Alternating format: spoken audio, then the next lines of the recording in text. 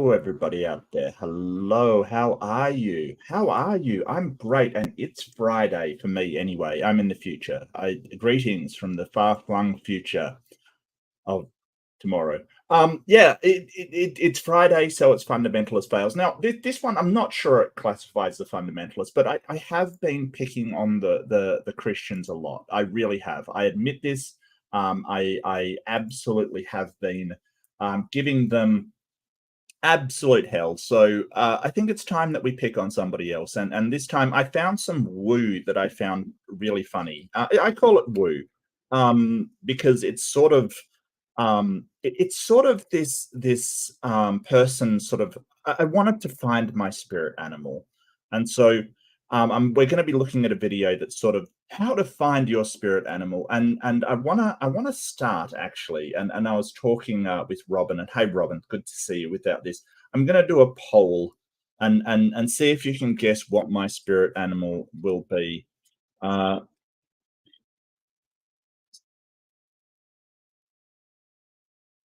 Will be, yeah.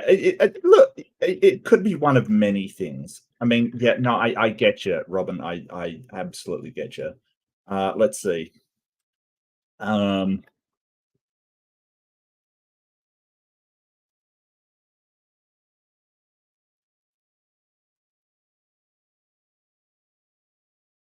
is your spirit animal bald? How dare you? How dare you? Yeah, spooky. I presume it is. I presume it is.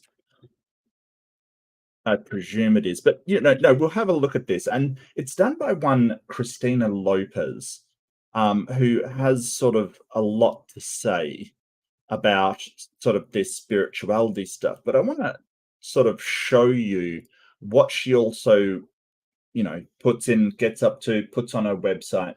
So I might share the website instead. So this is hilarious because I had a quick look at her website, and she's got like free resources and help get your spiritual awakening kind of thing. But then I found her disclaimer page. It's actually pretty comprehensive. So let's look at that. The medical disclaimer. So here's the level of confidence that we have. This information is not intended to be or implied to be a substitute for professional medical advice, diagnosis, or treatment. All content contained on or available to this website is for general information purposes only. By visiting this website, I don't think you can do that. I don't think you can get people to agree to something by visiting a website. I don't think that's legally possible, right? It's kind of like, but by clicking this box, yeah, that may be hold up some weight in court, but by visiting this website, no, no. No advice. It contains general information about medical conditions and treatments. The information is not advice and should not be treated as such. Christina Lopez, DPT MPH. Now, I wondered what the DPT and MPH was, right? Because, MPH for me is usually miles per hour.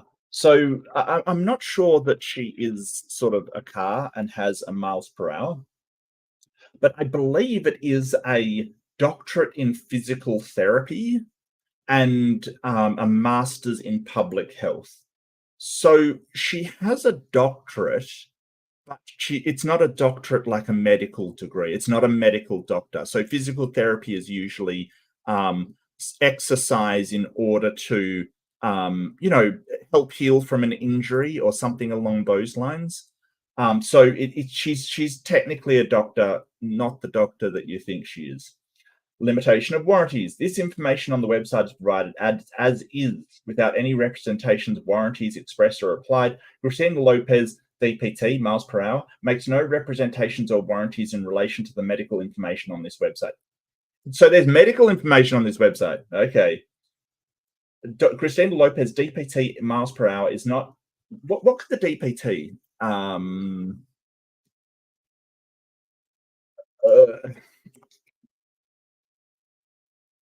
Let's see. Diphtheria. It's diphtheria, pertussis, tetanus vaccine. So we'll say it's diphtheria. Okay, so Christina Lopez diphtheria miles per hour is not responsible nor liable for any advice, course, treatment, diagnosis, or any other information or services that you obtain through this website. Without prejudice to the generality of the foregoing passage, Christina Lopez diphtheria. Oh, she missed the D there. Oh, Christina, you need the D. You need the D, Christina. Miles per hour does not warrant that the medical information on this website will constantly be available or available at all, or that medical information on this website is complete, true, accurate, up to date, or non-misleading. What? I do not guarantee that the medical information on my website is not completely misleading and misinformation. Yeah, great. Professional assistance. You must not rely on the information on this website as an alternative to medical advice from your doctor or other professional healthcare providers. If you have specific questions about any medical matter, you should consult your doctor or other professional healthcare providers. If you are thinking you may be suffering from any medical condition, you should seek immediate medical attention. At least she's saying this. I'll give her, marks for that. But it's kind of weird that she's offering this sort of treatment, this get your spiritual treatment here, but don't expect anything from it. Or discontinue medical treatment because of this website. Liability. Nothing in this medical disclaimer will limit any of our liabilities any way that is not permitted under applicable law, or exclude any of our liabilities that may not be excluded under applicable law. And that's correct. Like, just saying, hey, it's not like we don't take responsibility for what happens doesn't exclude you from being responsible. And you cannot get people to agree to terms by simply looking at something. Like, if you look at a contract, it's like saying, by looking at this contract, you agree to the terms. No, that isn't a thing. You can't do that. Like, that's not a thing. Yeah, this is called a passive agreement to contract, and you can't do it. It's not a thing, at least not in Australia. I don't know. Maybe there's something about that in America, but no. Come on now, that's silly. So she offers all of these coaching and courses and all of these things, and she pretends, she says she's a life coach kind of thing.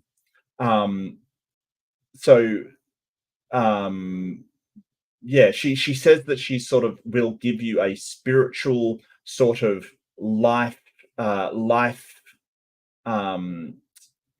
sort of paradigm that will change your life and make you a better person kind of thing. She's an integrative healer.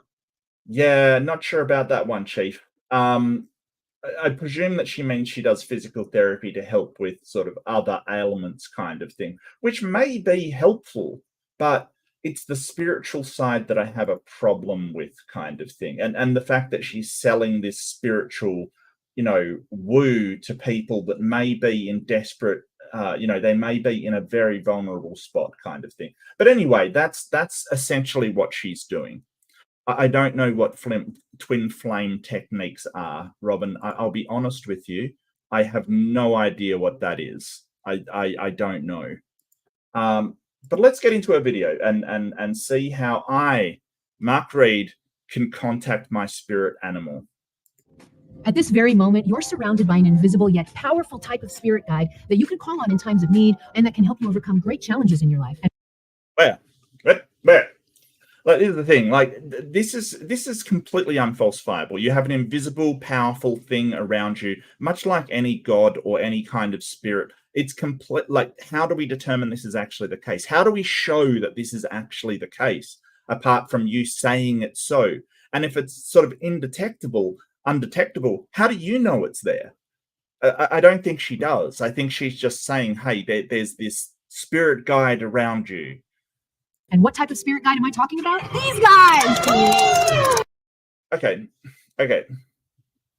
I mean, full marks for the use of CG and everything. I get you. Can we address the sort of non-existent elephant in the room, apparently, that is in the room? Like, she's actually claiming that there is a spirit blue whale hovering somewhere in my tiny room, willing to sing, I presume, advice to me on the nature of the universe or guide me in some way through my life.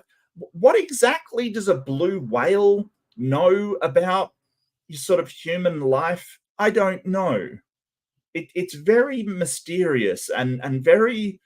I why a blue whale? Like I don't understand. One of these amazing beings is what's known as your spirit animal. And in this video, you're going to learn how to connect with these powerful spirit guides so they can come in and help you when you need. Okay, so let's connect with our powerful yet completely undetectable spirit guide so it can give me what I need. Okay.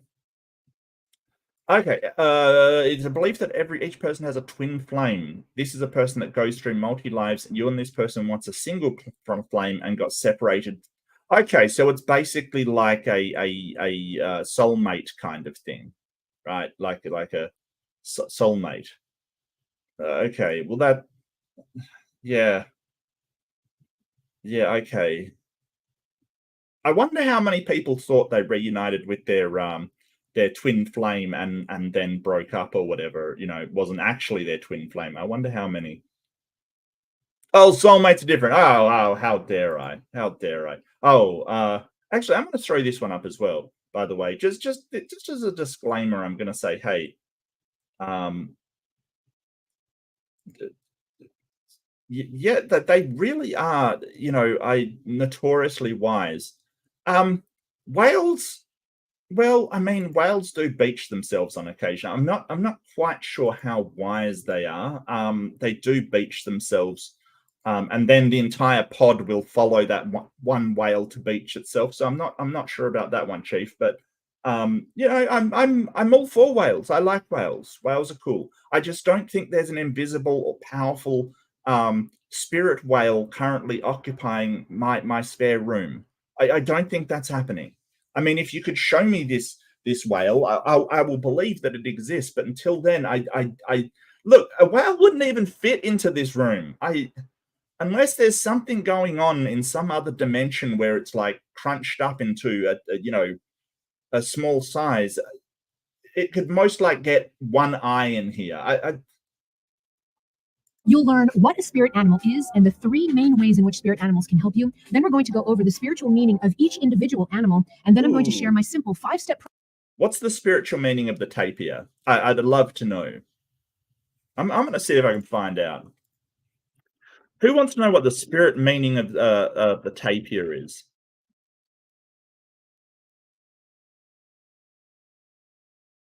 I want to know. The tapir, it actually has something in here under animal energy. Ooh.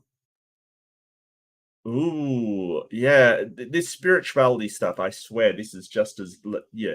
Tapir is the peaceful path maker.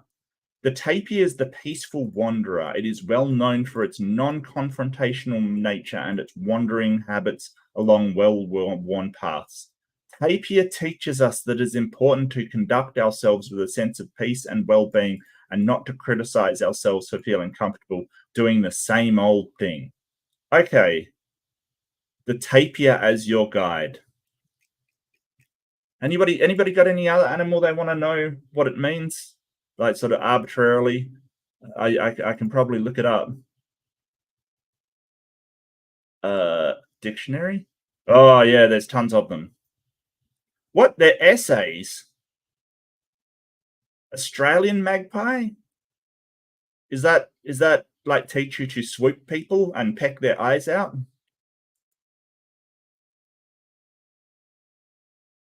What's the?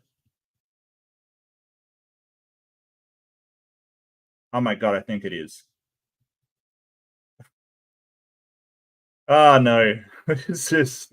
Oh dear, oh dear. To platypus. Okay, no, I'm a slave to the chat. I will do it. Where are we? Yep. All right, this is going to take too long to scroll through. Someone's devoted a lot of time. Oh, it's an essay. You sure you're ready for this? Yeah, I know what a platypus is. Platypus comes into our life to teach us ancient lessons that are rooted in our subconscious and fundamental to our psyche. They tend to be concerned with mysteries we don't often think about and may force us to. Okay. force us through a spiritual murk in order to realize that sometimes we find the greatest wisdom in the times when we feel like we have the least clarity and may need to rely on other sense. What? So it's basically coming in to say, hey, if you're confused, that's wisdom. We need to rely on other senses and talents. We might be preoccupied during this time on death, birth, and mortality. Yes. Yes, the platypus. The platypus is there to show you the circle of life. I don't know why, but that's what it is. I hope your life is so much more. Yes. I'm aware that the tapir has that big dick energy. Yes, absolutely. I'm aware. Okay, we got stink bug. I feel like they're not gonna have stink bug, but what the hell? They don't have stink bug. Do they have a bug in general? They have a ladybug. Is that close enough? That doesn't really give you the same. That's the only bug they've got. Okay, I'll give you the ladybug. Lady fortune, good fortune, and good luck, bringing others joy, being beloved by many. Traditional concepts of female energy. You know that ladybugs aren't all whatever. This is how is good luck? What does good luck teach you? Okay. Chinese symbol is a rabbit. Oh, I dread to think. Okay. Is it to have lots and lots and lots of procreation? Okay. There's the rabbit. All rabbits indicate an energy of increase and decrease.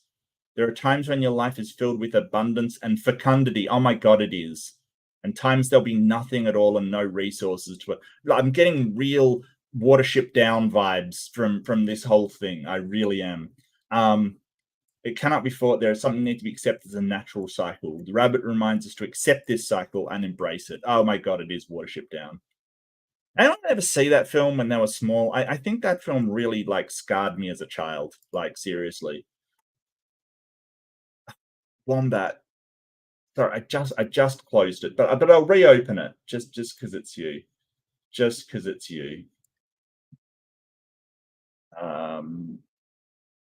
Oh, it stopped the share.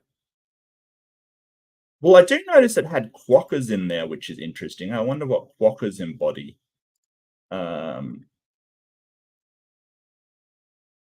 Wombat. I feel like wombat, its message is to have a fat ass. I feel like that is the message that they'll be coming on. Being underestimated or undervalued by society. Intelligence. Are wombats smart? Quickness of thought. Play. Rightful aggression. Okay. Correcting misunderstanding. Stability and a fat ass.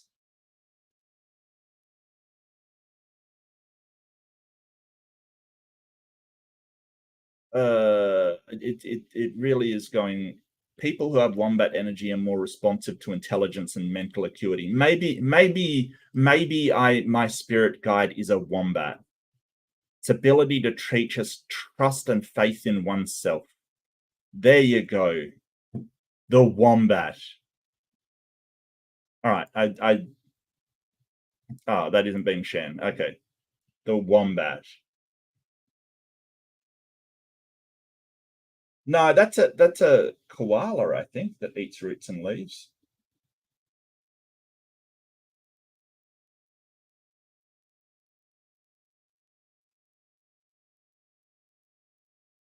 Process to help you discover who your spirit animal is and how you can better connect with them more quickly. Coming up. Hello, beautiful soul. This is Christina Lopes, the Heart Alchemist, here to help you open your heart, heal your past, and live with purpose.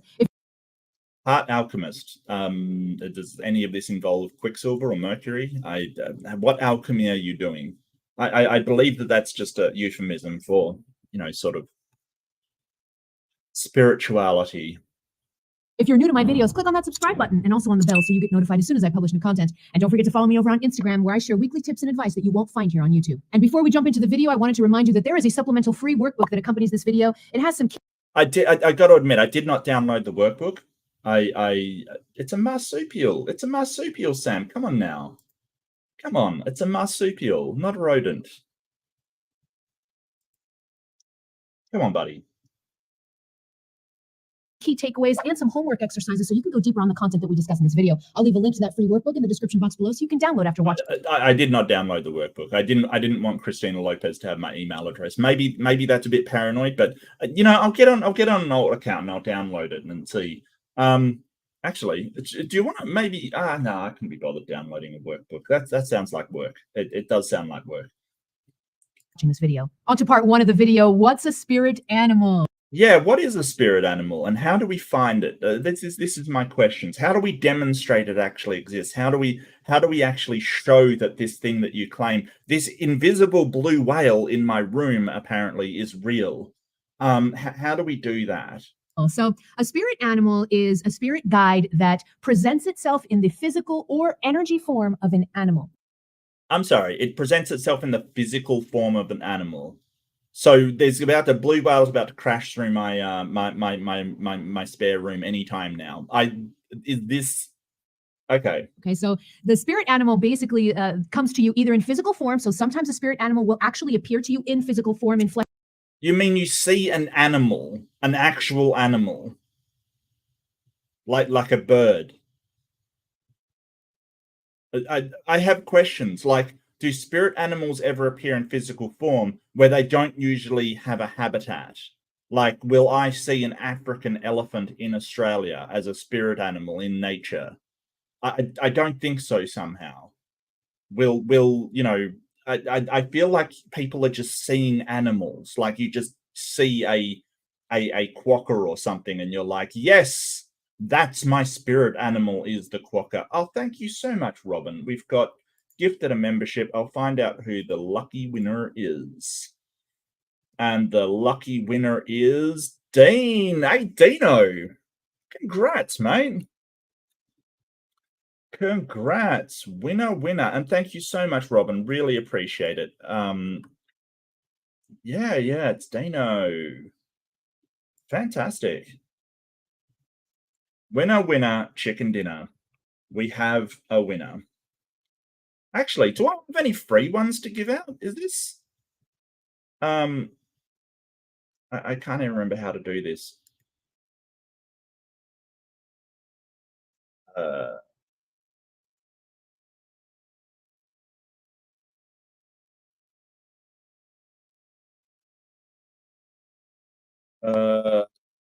Yeah, I do.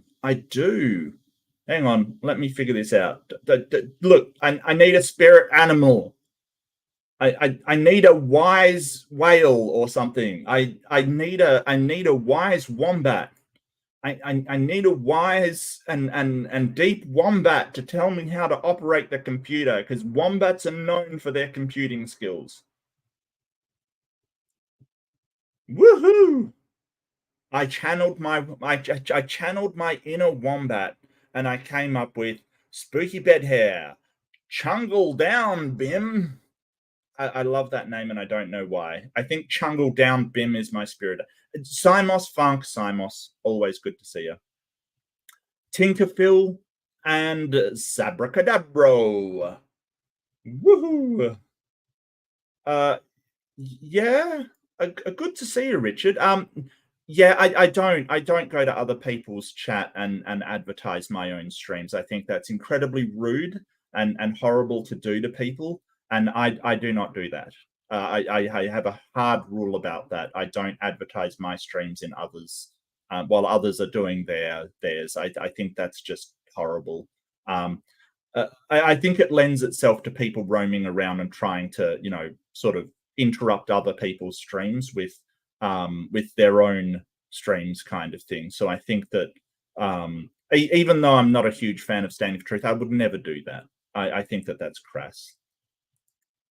So yeah, you'll never find me doing that, mate. I don't like it. So yeah.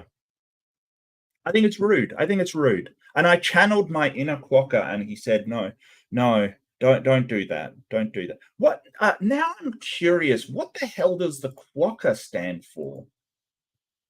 Look, and all of this stuff, like I get it. It's interesting, and it's kind of like I sort of view it like tarot, for instance. Tarot cards. Tarot, it can't predict the future. It can't, but it's more about sort of how you think. I need the quokka. The quokka.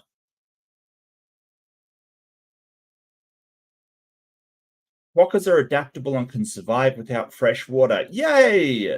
So it basically comes to you, and you don't have to drink anymore. I don't think that's a good idea. Patron for nutritional issues and deficiencies, missing pieces and parts of the puzzle, searching for vital. Well, I mean, okay, so that means that the quokka will be the spirit animal for this stream, because I'm really searching for the missing pieces of this puzzle that doesn't seem to be able to present itself. So yeah. Flesh and bone right in front of you in the form of an. Are you sure you haven't just seen an animal? Like, if it's just an animal in flesh and bone in front of you, is that a spirit animal, or is that just a freaking animal? Like, what are we talking about here? Animal visitation. Sometimes your spirit animal will actually come to you in energy form, meaning that it'll come to you in a non-physical way, maybe when you're doing a meditation, maybe when you're doing a ceremony. Okay, so this is one of the things about sort of the spiritualists that sort of really confuse me, because energy has a very, very specific meaning in physics, for instance. Like, oh,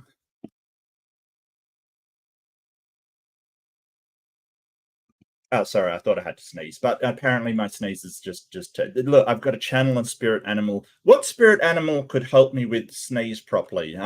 Possibly an elephant. Possibly a small dog, like a pug with horrible inbreeding, and look, I don't want to channel an inbred animal. I don't. But energy has a really specific meaning in physics, and that's the ability to do work. Anything that does work, or does it causes things, is energy. So you've got potential energy, you've got kinetic energy, you've got solar energy, you've got sort of electromagnetic energy. Any of these things that happen, but energy doesn't seem to be able to. It doesn't seem to have that definition in the spiritualist kind of thing. It seems to be. I can't figure it out, to be honest with you.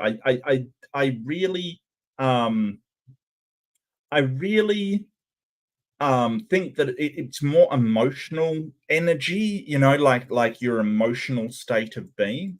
And I wanted to look up energy when I did this, to sort of see, like, so energy in sort of a normative tense definition is the strength and vitality required for sustained physical or mental activity.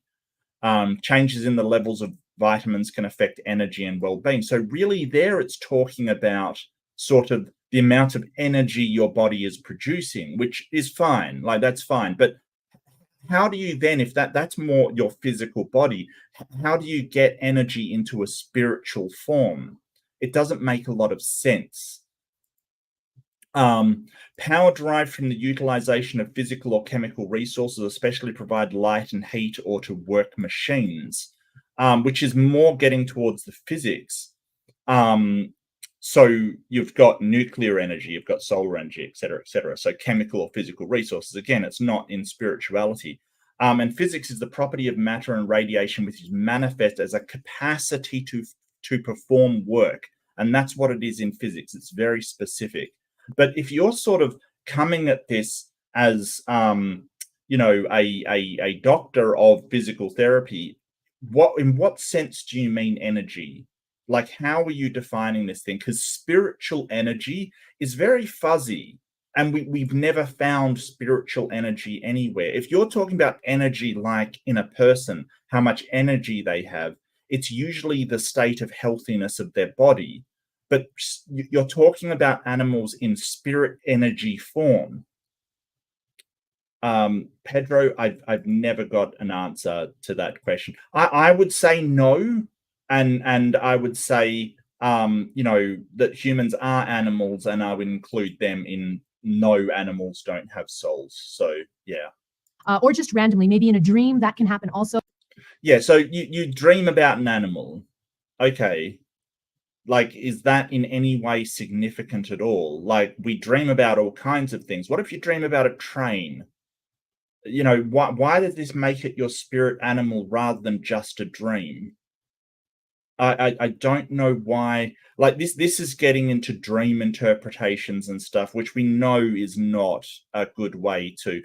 Dreaming is just your brain's way of processing all of the data it's accumulated through the day. So you sleep, you dream, you may not even remember your dreams, but it's just the brain ordering everything. So these are the two ways in which the spirit animal comes to you. It's a type of spirit guide, but in the form of an animal. Now, the spirit. So there's non-animal spirit guides. Can I get a trained spirit guide? The train teaches us to always follow the path that is set out towards us. Yeah, I mean, it's a train. It doesn't have a lot of choice. Like these spirit guides, I feel like it's almost an exercise in psychology, like you're accessing an id or a subconscious kind of thing. And I don't have a problem with that. But what I do have a problem with is setting it up like there is, in fact, this spiritual realm that is completely unfalsifiable and completely separate that nobody can see. And you sort of set up your business to charge people for access to this realm. So I'm not 100% sure. The spiritualism I think in the spiritualism to English dictionary, energy would be opinion of an entity's attitude or disposition. Okay. All right.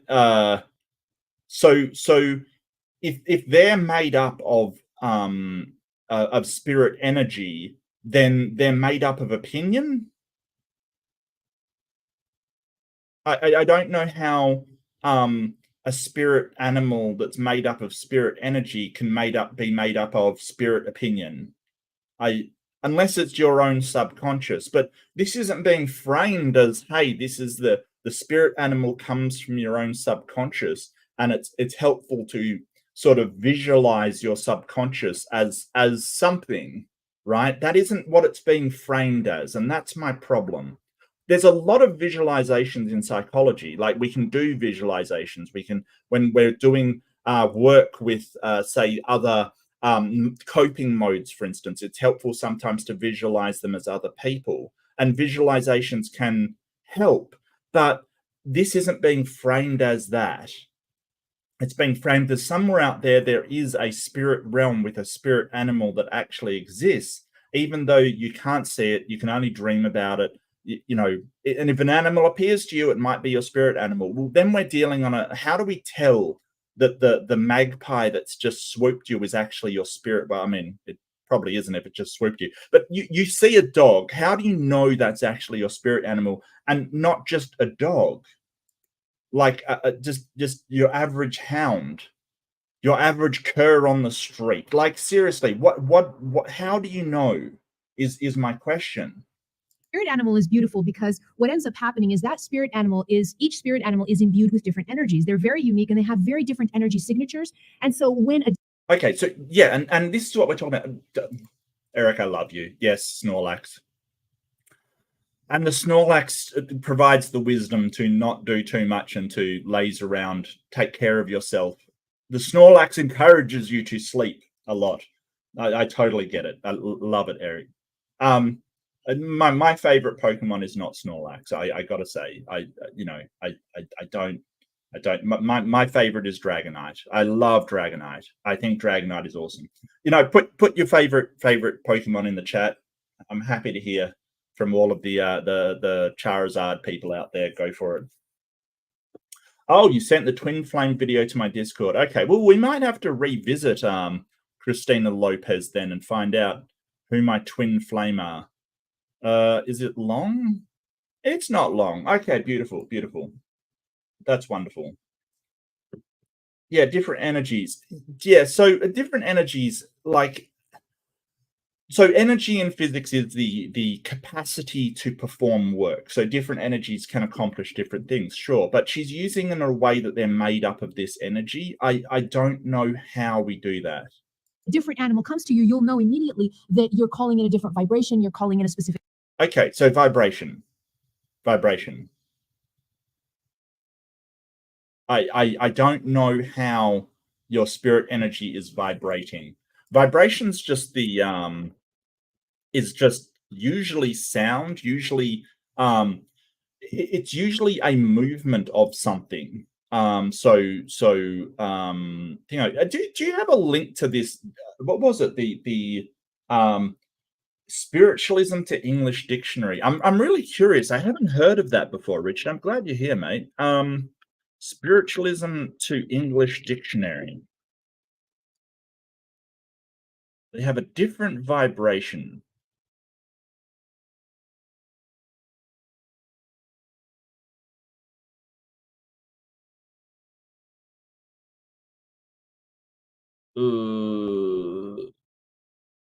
Maybe I can do a translation. Oh, wouldn't it be good if Google Translate had a spiritualism one? That would be hilarious. I would laugh so hard. Come with a lot of.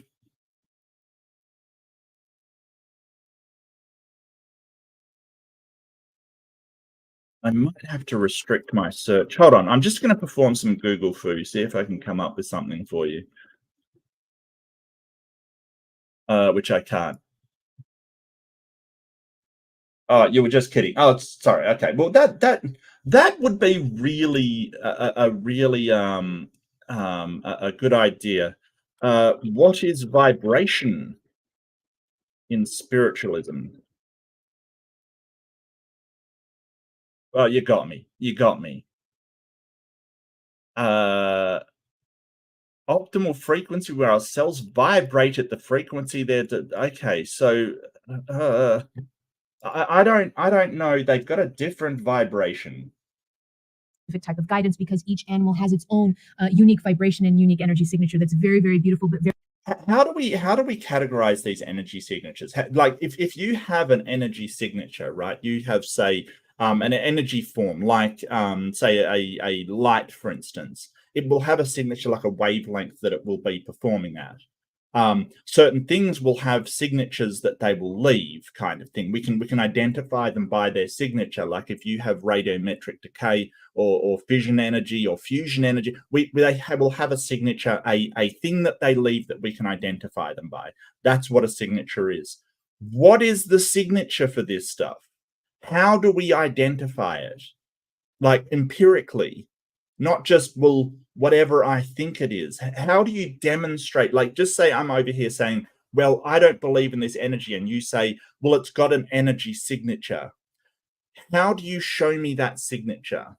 Because the whole idea of a signature is that it is an imprint that shows you what it was that was left there. So like your signature, it shows who made that mark. Usually an energy signature is a thing that shows you what energy was there, and you can show it to other people. Even if they don't see the energy, like I don't see this spirit energy, you can show them the signature. So it doesn't quantum fields. Yeah. All right. I look. Sam the Eagle was a bit of a boss, to be honest with you. He held the show together. How dare you, Earl? I will hear nothing against Sam the American bald eagle. Wow. I think I Killed Earl just called me a muppet. I'm not sure, but I think I was just called a muppet by I Killed Earl, which is great. I love it. Very unique to that animal. Now let's distinguish between three types of different spirit guides that come in the form of animals. There are three. I'm calling them spirit animal right now, but there's actually three types. So let's go over them so that we can get our terminology straight. Oh yeah, terminology is nothing but straight so far. You know, you've provided crystal clear definition so far. Look, I don't even understand half of what this woman is talking about. Like this must be an insider thing where you understand what you mean by vibrations, what you mean by an energy signature. You haven't explained anything. Okay, so the first one is the spirit animal. So the spirit animal is an animal that comes to you when you need what shamans call their medicine. Okay, so shamans use the term medicine. An animal brings you their medicine, meaning that an animal will come to you when you need a specific type of vibration or message from that specific animal. Okay. A specific type of vibration or message from that animal. Like, okay, so when she's using the word medicine, I know she's like medicine. Like, this is an actual medicine. It's an alternative medicine, and this is what we get a lot of. And it's one of my pet bugbears, that this alternative medicine. And I love the joke, and I'll use it often. Do you know what alternative medicine that works is called? Medicine. Like, if it works, it's just, there's no alternative medicine that works. If it worked, it would just be called medicine. But you're saying this is medicine, but it's not real medicine like we have. It's this shamanic medicine, sort of. So in the shaman stuff, and yeah, it could be a placebo. Absolutely, Pedro. I was just about to mention that. You second guessed me. Absolutely. And placebos are very powerful, very powerful. In fact, I can't remember. One channel did something on placebos. It was a really good video on. They set these children up with a placebo using a fake MRI machine, and it kind of did. It did work. It really did work, showing that a placebo is very effective. It wasn't a Veritasum. It was the other one that I keep mucking up. I'm gonna. It was Vsauce. It was Vsauce that did it.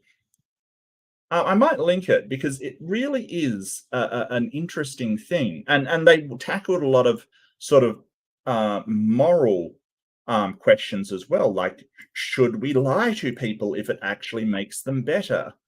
So that's Vsauce's thing on placebos, and it's a really good point, Pedro. Like, placebos can be really powerful. And see, the thing is, sometimes you can even know it's a placebo and will still have an effect. So do we need to tell people there's a spirit animal that's gonna change their life in order to have that effect? No, we do not. All we have to do is understand the effect that your mental state can have on your physical state and on your life in general. But she's a life coach and I'm not, so maybe I shouldn't be speaking. Okay, so that's known as a spirit animal. It comes to you when you need their medicine. All right, that's one type. A second type is what's known as your totem animal. All right, or your animal totem. The animal totem is a lifelong guide. So I've talked about this in previous videos.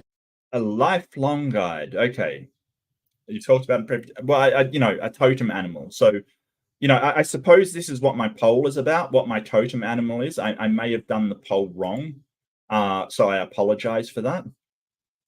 That may in fact be my totem animal that gives me lifelong advice. That I've done on different types of spirit guides. The animal kingdom gives you a spirit guide as part of your lifelong team of your spirit team. Okay, so that's your totem. Your totem is an animal guide that's with you your whole life, and it's the same guide that's a part of your overall spirit team, right? That's. Oh, sorry to sidetrack. I killed it all. Are you talking about Wesley Curry? Wesley is notoriously difficult to handle. If you're talking about Wesley Curry, I want to see that. I really do. And I might, Eric, I might link your channel too. Let's have a look. I know I've got you here somewhere. I have altogether too many people on my list. I've got to prune it at some point, but it's not today. It's not today. And I'd never prune you, Eric. I'd never do that to you, mate. So there's Eric's channel. If you, oh, you did a call-in show. Oh, that's great. That's fantastic. Christians call in. Oh, fantastic. All right. That's going on my watch later.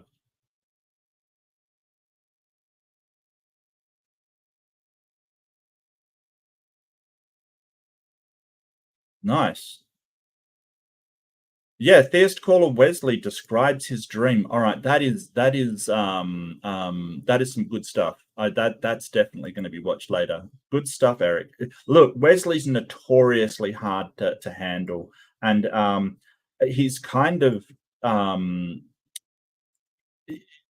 I had to. So Wesley, I feel so much empathy, and I really want to help Wesley.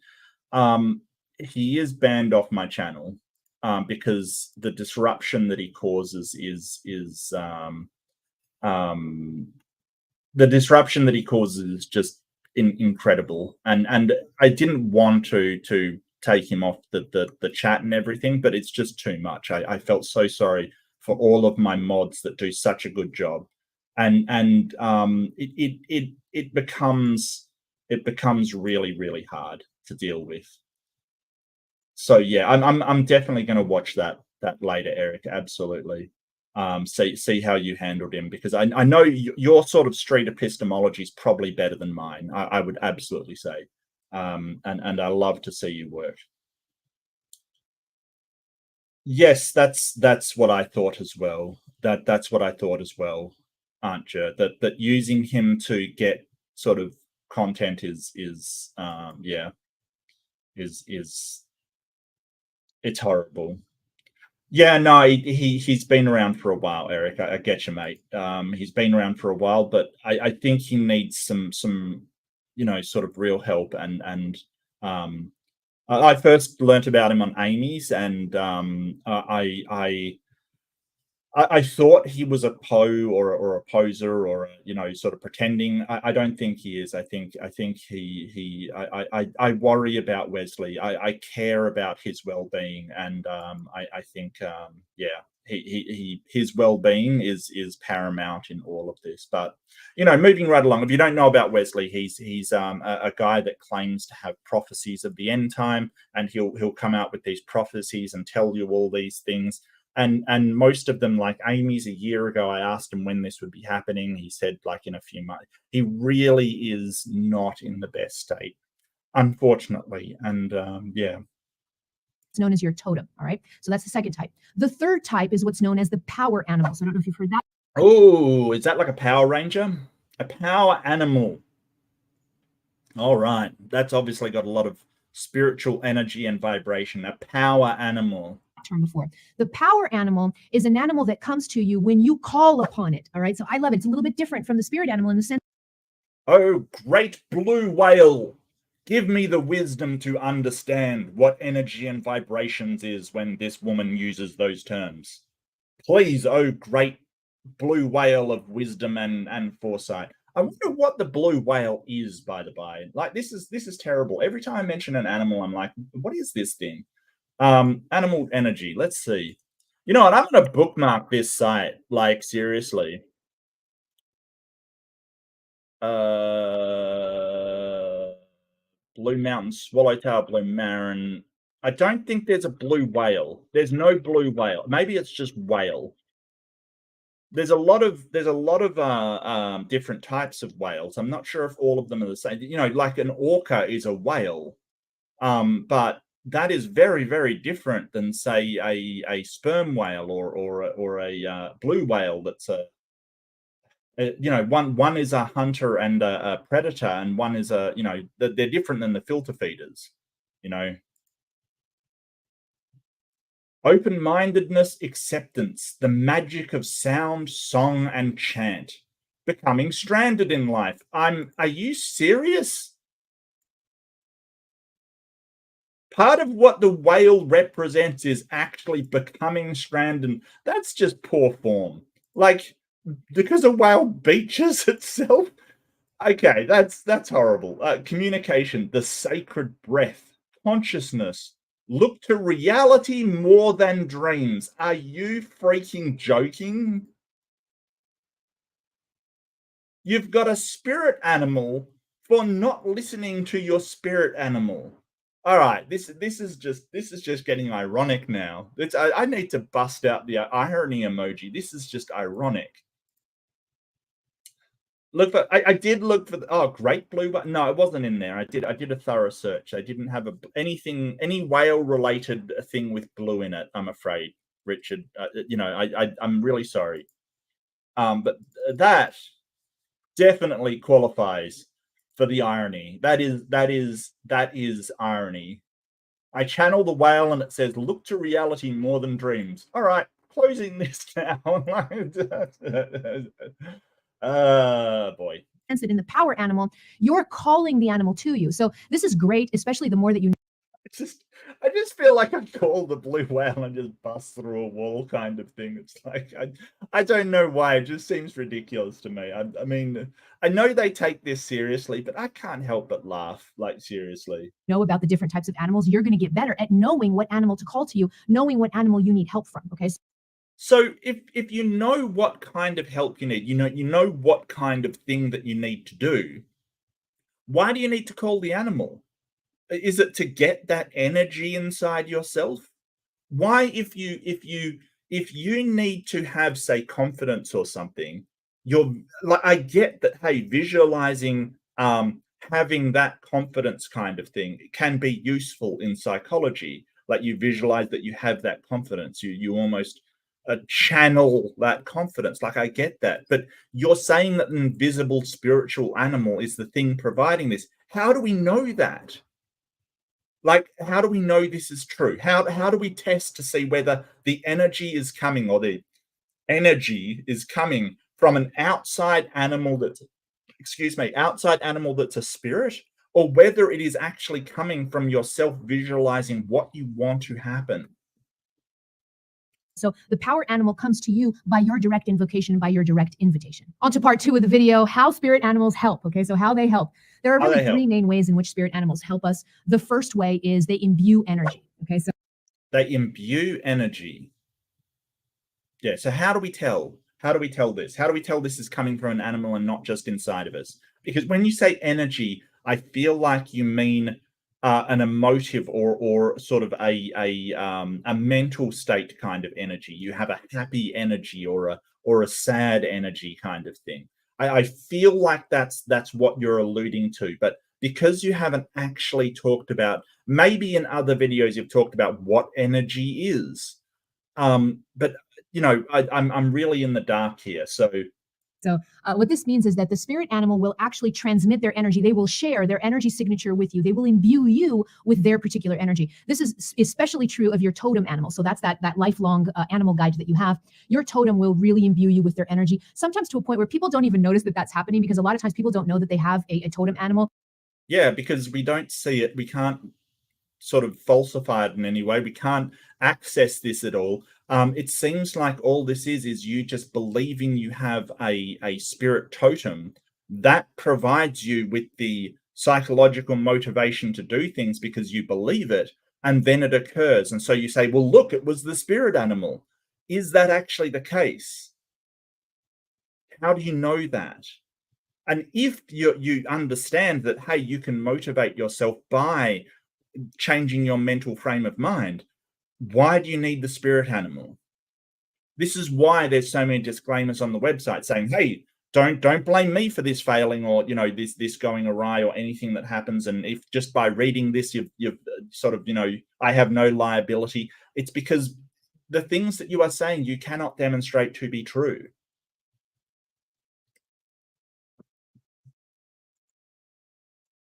If you are not suppressing your eye chakras, then you would see in the dark here.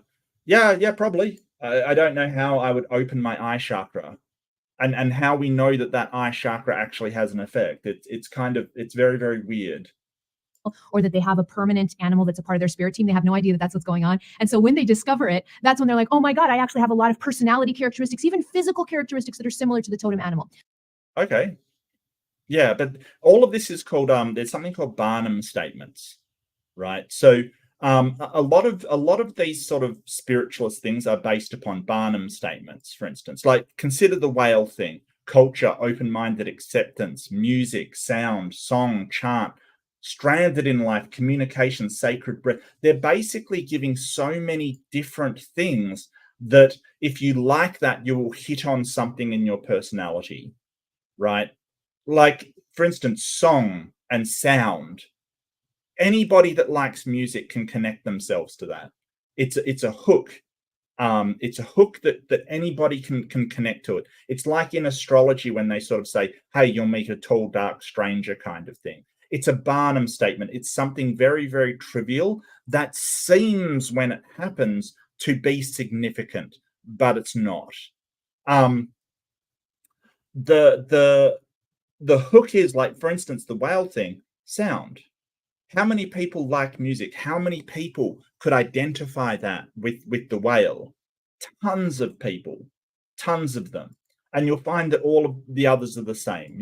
Things like patience. So at any point somebody has some patience, they'll go, "Oh, that's my totem animal." It is these Barnum statements which fool you into thinking that this particular thing has completely identified you, when all it's done is identify a common personality trait that people have done. And Barnum statements are very well understood. Magicians use them a lot of the time to, sort of show that they can do these things. People that claim to talk to the dead use Barnum statements a lot. Sort of, "Oh, you had a brother that you loved," kind of thing. It seems like they had a real hook on what this person went through. But if you actually break it down, that's a incredibly common occurrence. That and other tricks, the talk to dead people. I've got to do those talk to dead people sometime, because they are absolute charlatans. So as an example, my totem animal is. Oh, hi, human girl. I really hope human girl's spirit animal is a human. Like, I really hope so. That would be hilarious. That would be great. And a human is an animal. So, I mean, why can't we just have a spirit animal as a human? Like, that's our spirit animal. Why is no one's spirit animal ever a human? Why is it never, say, a Neanderthal? Why does nobody have the spirit animal of an Australopithecus afarensis? Why is that not a thing? Why does it have to be like a different kind of animal? Why is your spirit animal never extinct? Like, why isn't it a mammoth, or why isn't it a T-Rex? My spirit animal is a Archaeopteryx. It teaches you that even though you try to fly, you can't. This is Ugg. He's my Neanderthal spirit animal. Yeah. He teaches me that clubbing people is sometimes acceptable. Well, that's a good point. Why can't your spirit animal be you? Yeah, absolutely. I'm all on board with that. I'm all on board with that. Is the cheetah. And when I discovered that I had a cheetah totem animal, I just laughed, because so many of my habits and the way that I live my life and my personality traits are similar to a cheetah. Oh, really? You're inbred and going extinct? That's something that cheetahs are doing? Yeah. Cheetahs are horribly inbred and they're going extinct because of low population numbers. You can't roar, maybe? You can't roar? Charlin War. Just hopping in here now. Glad said topics, opinions on UFOs, ghosts, aliens, etc. Yeah, the conspiracy gauntlet. Yeah. I do plan on I do focus most of my stuff on religious fundamentalists. I think they're probably the most dangerous people in our society. But this other stuff. I'm doing this as a break. But if people like to see it, yeah, sure, I will branch out to woo. I don't know if you know this, but growing up, I got a lot of woo from my parents, particularly my mother. Chinese medicine, astrology, crystals, all of this kind of real woo stuff. And I believed it for quite a while, probably to into my 20s kind of thing. So I do have a problem with this kind of thing. And I tell this story about how my mother, lacked energy, and she tried all of this alternative medicine because she believed it would work. She was always tired, had no energy, proper energy, like, um, um, she was always lacking in energy, tried all of this stuff. And then she was convinced by a friend to go to a real doctor, like a specialist in this kind of thing. And he identified she had celiac disease.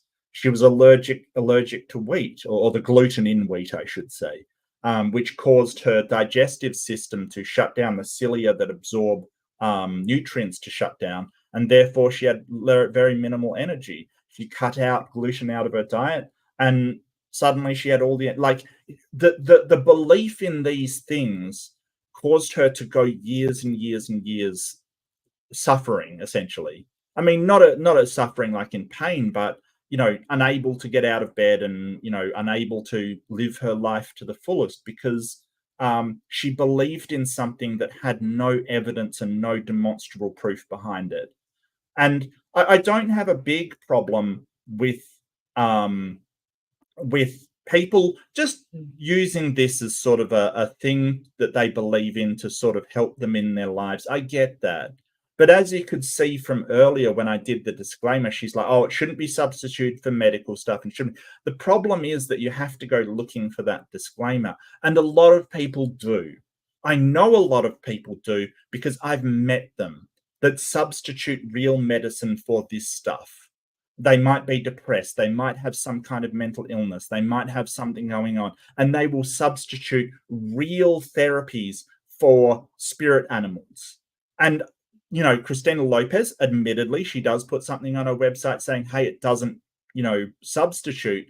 But there's not a lot of stuff saying that, you know, like you have to go looking for that. And it isn't framed like that. It's framed as, oh, these are the answers that you're talking about.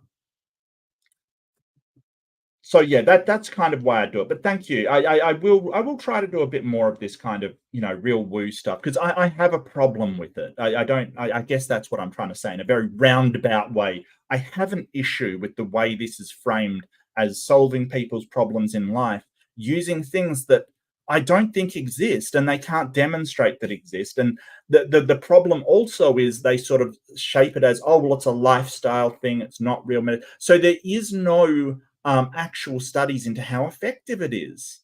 How effective is it? You know, can we have a double blind on this thing? Because I don't think that is something that we should promote. Yeah, so I do things really quickly. I work at lightning speed usually, but I need to rest because if I don't stop to rest, I burn out. Yeah, lots of people do that. Tons of people do that. They work at lightning speed and then they need to rest. It's a Barnum statement, right? Here's the problem. Lots of people, and including ones that don't identify the cheetah as their spirit animal, do things fast and then have to rest, right? For instance, I do things fast and then have to rest. There is something called autistic burnout. When you are on the spectrum, you have a tendency to focus and do things very, very intently, and then you have to isolate or you have to get away from stimuli. It's a thing. It's just a thing that autistic people on the spectrum go through. It doesn't mean that we all have a spirit animal as a cheetah, and there's other animals that do things fast and then need to rest. That's not just the cheetah. Like most ambush predators have that kind of thing, and it more comes down to their metabolism than anything else.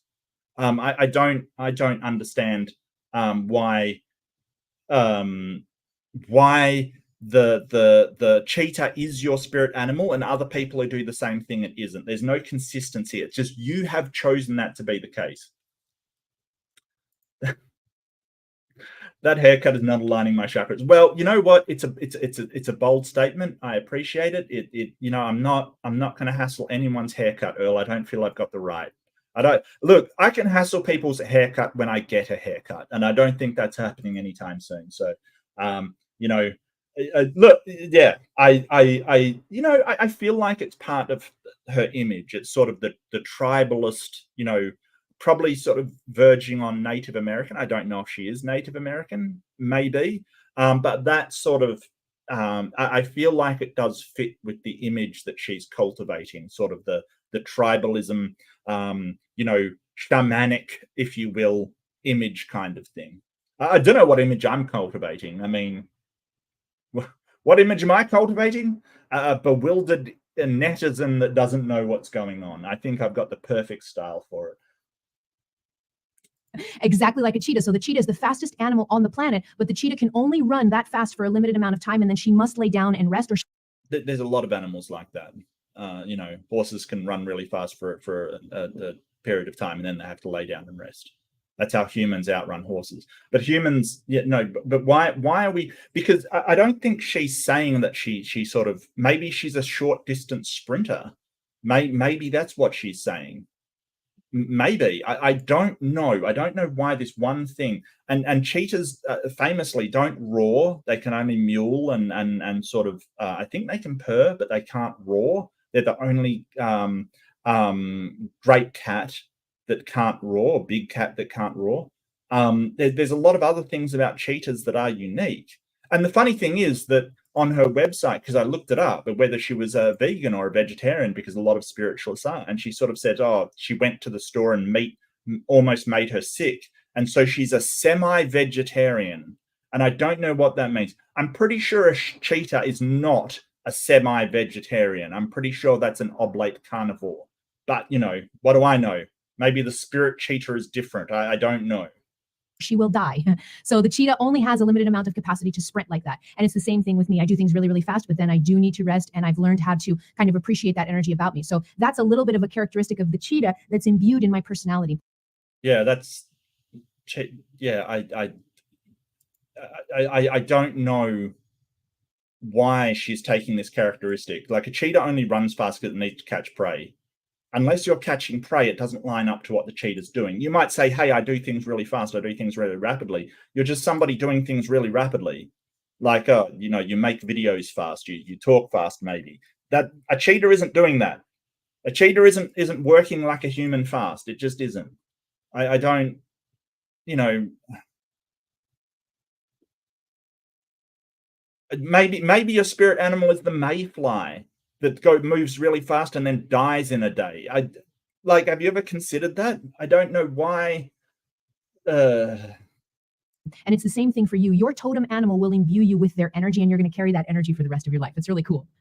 Is there an animal which embodies skepticism and disbelief in things that can't be demonstrated? Well, actually, in actual fact, it was probably that whale.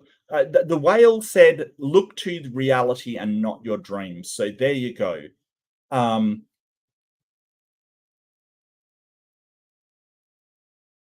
Shamanism and spirit animals.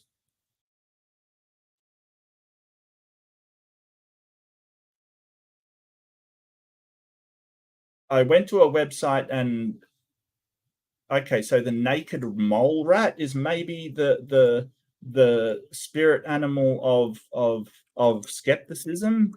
That would be hilarious. No, there's no mole rat in here. That's disappointing. Look, I'm gonna believe that my spirit animal is a naked mole rat. I don't know. She's wearing a lot of fake tanner. Is she? Yeah, I don't know. I don't know. I guess I could go to a website and see.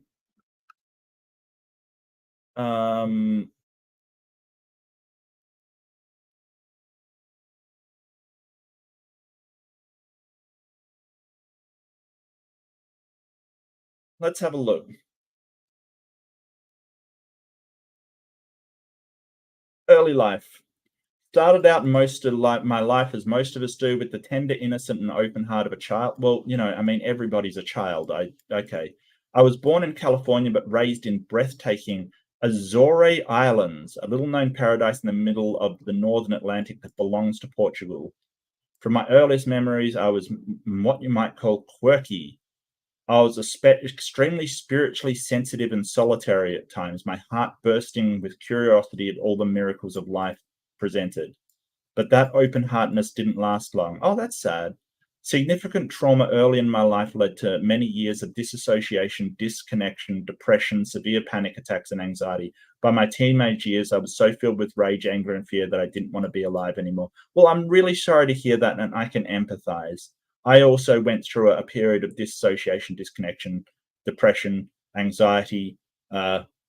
Yeah, and definitely went through some trauma and didn't want to be alive. I get you. So, you know, all very very sympathetic to that, or empathetic to that.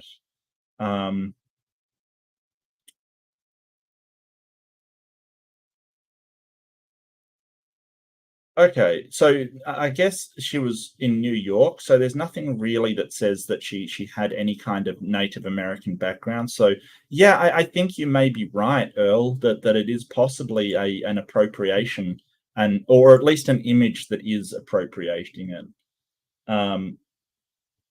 Yeah, you still do have the heart of a child. No, I'll grant you that. I'll grant you that. The second way in which a spirit animal can help you is to bring you medicine. Okay, so this is when the spirit animal comes to you because you need something specific. Like an aspirin, you know, a COVID test. You know, does it bring you some kind of shot to help you better, or what are we talking about here? From their energy, and they bring you that medicine, that energy medicine that's particular to. Oh, you're talking about energy again. Okay. So really you're just talking about a change of emotional state, essentially. Like you're just talking about you focus on the animal, visualize the emotive state that you want to have, and then it brings you the medicine, i.e. changes your emotive state.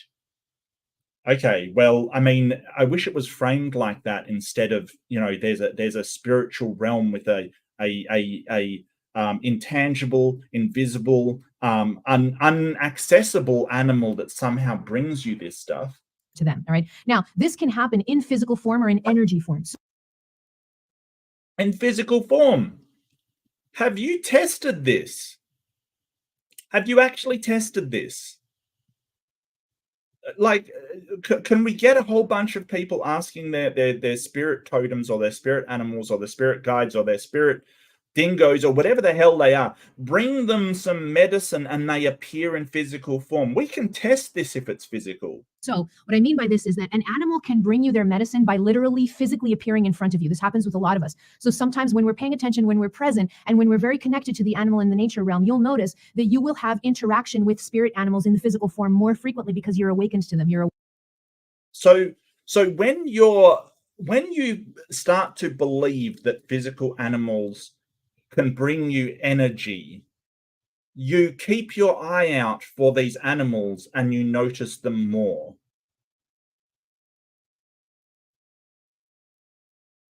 Are you serious? Are you serious right now?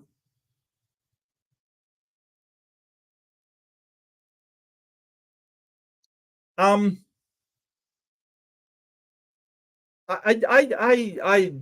got some issues with this. Like, seriously, it's sort of like, well, if you're awakened to it, you'll see animals more. Yeah, if you're keeping your eye out for animals, you'll see animals more.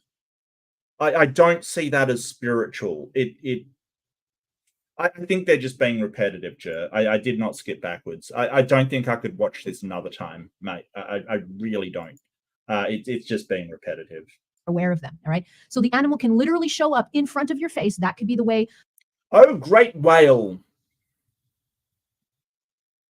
That the animal wants to bring you their medicine in physical form, but it doesn't always have to be in physical form. The spirit animal can also bring you their medicine in vision form, in energy form. And okay, so in vision form, in energy form. So again, we've got problems with what energy is, because you've talked about energy, you've talked about an energy signature. How do you actually demonstrate this is true? Am I watching a different video? I don't know what I'm watching. I've got no idea. I'm channeling the animal of not knowing what's going on. I really am. I'm channeling that great blue whale. Absolutely. Absolutely. The spirit dog is there to teach you that in blind servitude, you can have a clean house. That's what it's there to teach you. That's an important lesson to learn. And this can happen sometimes when you're in meditation, maybe your eyes are closed and an animal comes to you. You can feel it in your third eye, you can see it, or you. I'm sorry, you can feel it in your third eye. I must have missed an important lesson here. I must have missed something. You can feel their energy. This happens to me so many times also, okay? So yeah, it can happen to you in either way. They could come to you also in your dreams. So again. Yeah, so if you see an animal in your dream, it's just, you're just dreaming. Like, why should we think this is actually a real thing? Maybe she does, Al. Maybe she does. Why should we actually think this is anything real or substantial, or that you're making a lot of claims about these things existing in reality? And maybe they don't exist in reality and you're using them as sort of a tool in order to access your subconscious mind. But you're not framing it that way. You're framing that these things actually exist in reality and they're going to do these things for you. The problem comes when you eventually reach a point where that you need more help than this kind of visualization technique. You need maybe some serious therapy, or you need something else, and it fails. You're not saying that. and you've got a nice disclaimer on your website saying, hey, this doesn't substitute for actual medical techniques that have been shown to be useful and true. You know, this is why you've got the disclaimer. But the problem is it's not framed like that, and people will believe this will help them through stuff it can't help them with. Let's see. Spirit animals, that's a good question. Chariot here, I love you. That's a good question. Let's find out. Does the whale speak the wiki to all things Animalia and spiritual? Have the unicorn? It does. It does. Yup, it sure does. Okay. The unicorn is a mythological creature. It represents chastity and purity, virtue, and being virtuous in nature, having an unusual history, constantly risking subjugation from others, trying to maintain fierceness and wildness in a culture that tries to tame you, being selfish in nature. See what I mean about these Barnum statements? I mean, who hasn't felt like that at some point? Like you're trying to be the most Mark Reed or the most iron charioteer you can, and you feel like culture tries to tame you and stop you. Like, who hasn't felt that way at some point? Being selfless in nature. These are common things that is a triviality. But you know, we know that probably, well, we know probably the unicorn they were talking about a rhinoceros. So let's see what the rhinoceros has and see if that is no rhino. Why don't they have a rhinoceros?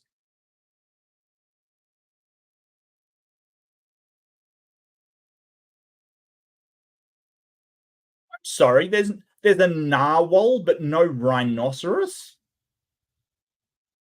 What have you got against the rhino?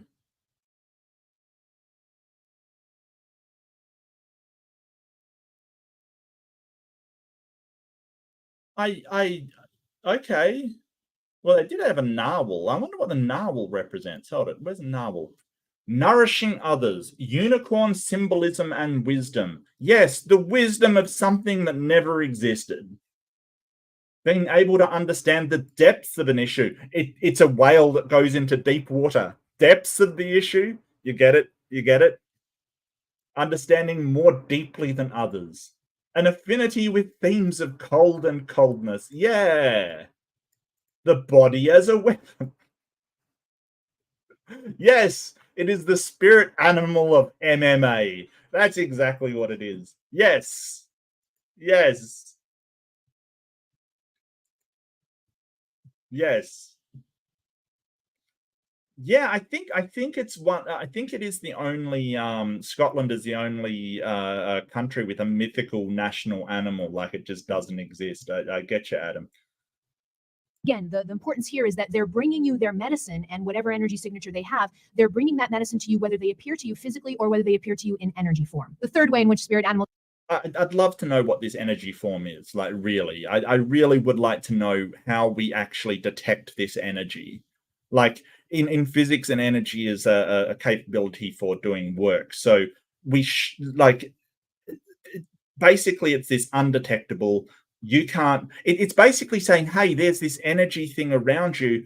Prove I'm wrong. Which is sort of, you know, it really is begging the question a lot. Help us is they bring us messages. Okay, so this will happen. The more that you know about the animal meanings, the more you're going to understand the type of messages that they bring to you when they appear in your life. Okay, so animals, just by appearing in your radar, whether physically or in energy form, they are not just bringing their energy, but they're bringing messages associated with each animal. Each animal has a different meaning. Okay, each animal has a meaning. Yes, yes, and so narwhal is deep understanding because they dive deep. I have suspicions that that's just a metaphor kind of thing. Wales has a dragon. Is it the national animal though? I don't think it's the national animal. I don't think so. No, you're right. It is. It's the Welsh dragon. Okay, well, that's just okay. Okay, no, that's fair. That's fair. Oh, look, I wish we had. I mean, our national animal is the kangaroo and the emu, and sort of both of them kind of suck. So I look, I'm all for it if we want to change our national animal to I don't know, the rainbow serpent or something. I'm all for it. I'm all for it. Yeah, yeah, no problem, Earl. Thanks for coming. Thanks for coming. It was fun. It was good to see you. Um, Contact your spirit animal and find out what the spirit animal of matters now is. I need to know. I've got a funny feeling it's going to be a very cynical raven or something. I'm not sure, but find out. And so when an animal appears to you, you're going to know that they're bringing messages specific to that type of animal that's appearing. And in a No, that's not Wales. That's Ireland. That's Ireland. Pedro is a drunk unicorn punching a Catholic. That is the spirit animal of Ireland. That's what that is. little bit, we're going to go over the meaning of certain animals. And so you'll know that if one of these animals appear to you, the messages that that animal carries with it. On to part 3 of the video, animal meanings. So this would be this. John the sheep squatch. Oh, I've got to find a picture of that. The sheep squatch.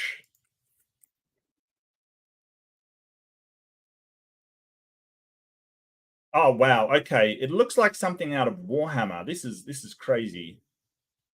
Apparently, this is the sheep squatch. Okay. Wow. Oh, that's from the Fallout wiki. Okay, so it's a Fallout thing. All right. Thank you for that. I Why not? Why not? A highly irradiated half sheep, half Bigfoot. I can see that for you, John Hudson. No, that's not from Witcher 3. It's from Fallout.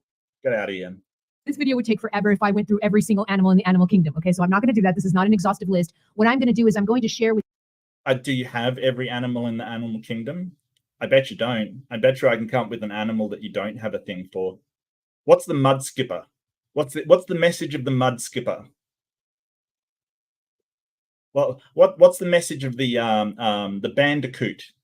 Do we have a bandicoot in this thing? They do. They have a mud skipper? They don't. There is no. The mud skipper means nothing. Caught. With you a list of the top animals that tend to interact as spirit guides with people the most. Okay, but you may be visited by an animal that's not on this list, and that's totally fine. There's nothing wrong with that. But I'm just going to go over. I have a funny feeling I'm going to go to sleep tonight and like see all kinds of random animals, like a bearded yak and stuff like that, and I'm just going to go, oh, I wonder what it's channeling for me. I wonder what energy it's giving me. For a list that I tend to encounter in my life and in the lives of my clients. Okay, but this is not an exhaustive list at all. Yes, this person has clients. Yes, this person tells people about their spirit animals in order to help them. Yeah, and that's my problem. This is just made up crap. Is my problem. This doesn't exist. There is no spirit animal. All you are doing is just accessing your own subconscious and your own mind and your own emotions, and and here's the giveaway. That she's basically saying, hey, you need to know what spirit animal to contact to get what you need from them.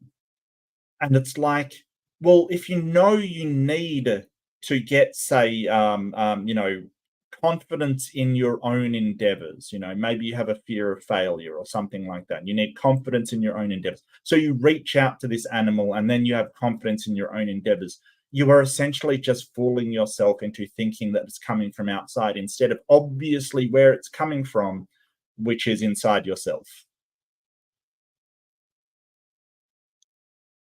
A dancing purple hippo in a bright orange tutu. Well, I mean, I can probably do the hippo part for you. I'm not going to lie. The hippo,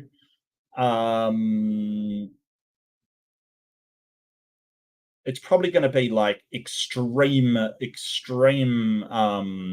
aggressiveness with people in your aggression and power, grumpiness, being ill-tempered, overreacting to the presence of others, learning how to control and measure your own energy, self-control, reining yourself. Are those like, I mean, those are seriously in contradiction. Being ill-tempered, overreacting to the presence of others, and self-control and reining yourself. Those, what about the hippo gives self-control? Like, I get the overreacting to people in your presence kind of thing. I totally do. Man, okay. Like I said, Barnum statements, this one literally has both. If you are out of control and if you are in a state of self-control, it applies to you. All. So I'm going to leave you a pro tip here. Here's your pro tip. Oh, we get if a pro tip. If your animal is not on this list, or even if it is on this list, what you're going to get used to doing, though, is you're going to get used to using Mr. Google. Okay, so what? Mr. Google. No, it's just Google. It's just there's no reason to give a honorific to Google. It's just Google. What you're going to do is when you have an animal come to you, or when you find your totem animal, you're going to Google spiritual meaning of fill in the blank. Okay. Spiritual meaning of. Okay, someone got something for me. Who's seen an animal lately? Who's seen an animal? Come on, give me something. Give me something. Yeah, no, I'm inclined to agree, Pedro. I really am. People love this stuff. Like her channel's got like 500,000 subscribers. I'm not even joking. People love this stuff. It was Dr. Google. Well, it's not a medical doctor, so maybe it's a surgeon. Surgeons are called Mr. Emu. Beautiful. Let's do it. Spiritual meaning of emu. It promotes spiritual excellence and achievement by encouraging diligence, hard work, respect, and humility of the lives in who it visited. Really? I don't know. So does this person met an emu? Emus suck. Emus are bastards. Like, seriously, emus, diligence, hard work. No, they raid crops. They're not hardworking. What are you talking about? Okay, so spiritual meaning of a lion, spiritual meaning of a wolf. You're going to Google that, and you're going to find a ton of information online that's going to help you go deeper into the meaning of that specific animal for you. Okay, so that's your pro tip. But now let's get into the list of some of the top animals that appear as guides. The first one is the bear. Okay, really common spirit animal for people. Oh, she's included CG as well. That's a heartwarming. Okay, the bear. The bear symbolizes just enormous strength, a lot of groundedness. So the bear comes through with medicine of groundedness, and the bear comes through with the medicine of learning how to work with the cycles of nature. So the bear is a master of the cycles of nature. It not. Yeah, I mean, it is attuned to, like, it is evolved to hibernate through winter. Sure, there's a lot of things that kind of do that. I mean, even humans put on fat in order to sort of, keep through winter kind of thing. It's not just the bear. There's other animals which don't hibernate through winter. They have other strategies in order to survive through winter. So, I don't know why the bear represents this. Hibernates, and it wakes up and it hibernates. So the bear medicine, the medicine of the bear, is to teach you how to work, how to flow with life, and how to work with the cycles of nature, but also how to be grounded and strong and resilient. Okay, so this is the main medicine of bear. Now, well, I mean, bears are also grumpy, and bears, also are very, very protective of their young. So, again, Barnum statements. These could apply to literally anybody. Especially somebody who's pre-inclined to believe this spiritual stuff and go, oh, well, there's cycles of nature and they're important and stuff. I feel attuned with the cycles of nature. You see a bear in a dream, you've got a spirit bear. There's nothing unique about this to that person. Yeah, and I kind of pro tip is Google. Yeah. Yeah. out to the bee or bumblebee. Okay. Where's Brie? Where's Brie? I've got a funny feeling she's hassling some creationists somewhere. Bumblebee. So bees come to you really as a way, their medicine is all about community. Okay, so bee medicine is about community. It's also about selflessness. Okay, so bees really work. They do not exist by themselves. A bee by themselves dies.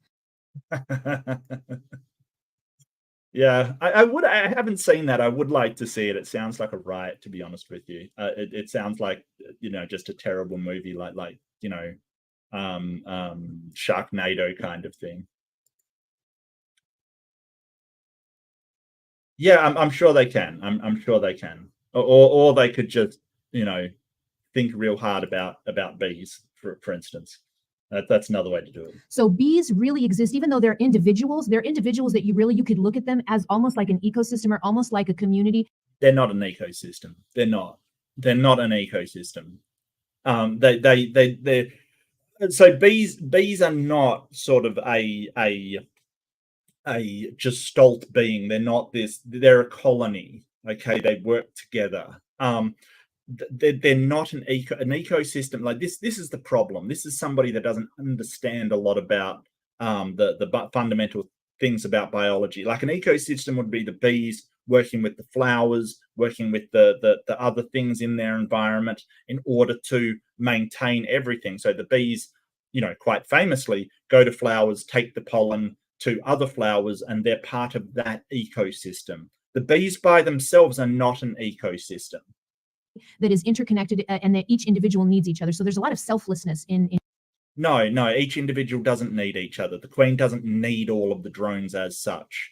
Like, it just needs one. Like, you don't understand a lot about bees, unfortunately.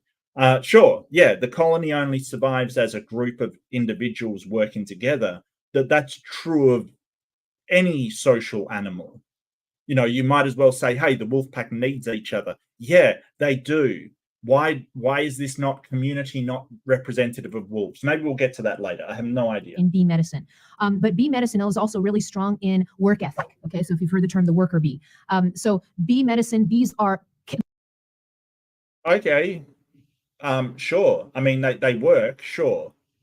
They kind of don't have a choice. And did you know there's rogue bees?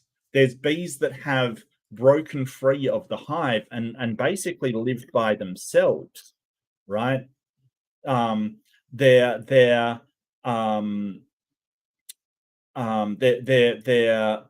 bees that are basically doing it themselves. So yeah.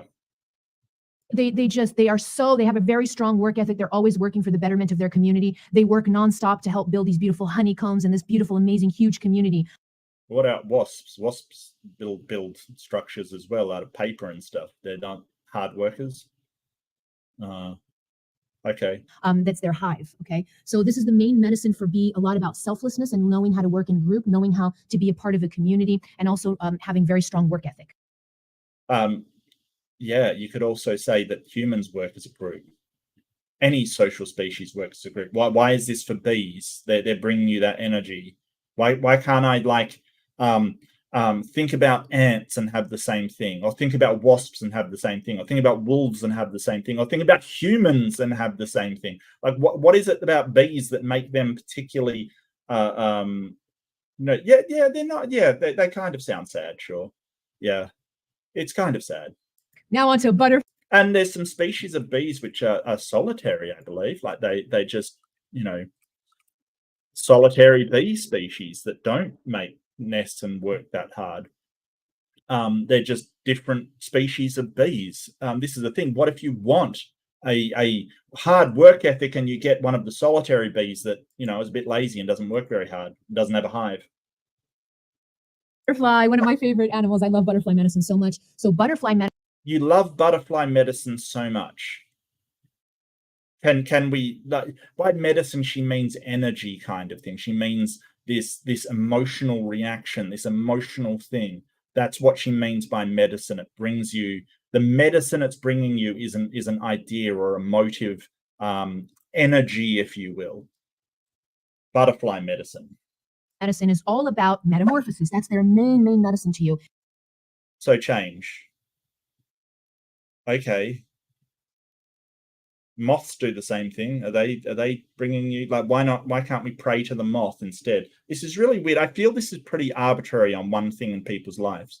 Butterflies also have massive proboscis, like they have massive tongues to reach pollen. Like, can we channel that? Can I get a massive tongue from channeling that? Is that something that's on the table? If not, why not? It's about metamorphosis, about learning how to deeply transform. It's the deepest medicine of, aside from metamorphosis, the deepest term that comes in for the butterfly is deep transformation. Okay, so butterflies are absolute masters at bringing you the medicine of knowing how to literally transform your. Literally transform yourself, so you will turn into physically a different species, like a different physiology. Is that what you're saying, or is this just a euphemism, a hyperbole, a metaphor, if you will, for changing your mental state? Yourself from a caterpillar into a beautiful butterfly. Okay, so it's one of the animals that has the biggest transformation on the planet. They go through literally being a crawling creature to a beautiful butterfly. Yeah, does that mean that I can be a beautiful butterfly? I have doubts. I have doubts. And that's their cycle of metamorphosis. So the butterfly, it comes to you really when your life is going through deep changes, or when you need to make changes in your life. The butterfly will come in and show you that. All right. So metamorphosis, deep transformation is the medicine of the butterfly. Now on to elephant medicine. So elephant medicine is all about strength paired with compassion. It's a really, really amazing type of medicine, very unique and very unusual, because what the elephant does, so the elephant in India, God Ganesh. Oh, it stems from Ganesh. Okay, this took a turn. It's Ganesh. Is known as the destroyer of obstacles. Okay, so and the god of abundance, right? And so it's in the form of an elephant. So elephant across most cultures talks about being kind of the animal that just plows through obstacles. Elephants are very, very powerful. They can plow through pretty much anything. But the uniqueness of the elephant is that it plows through things. So it has the medicine of helping you overcome obstacles, but it does that with compassion at the same time, which. Does it though? If you badly treat an elephant, it certainly can kill you.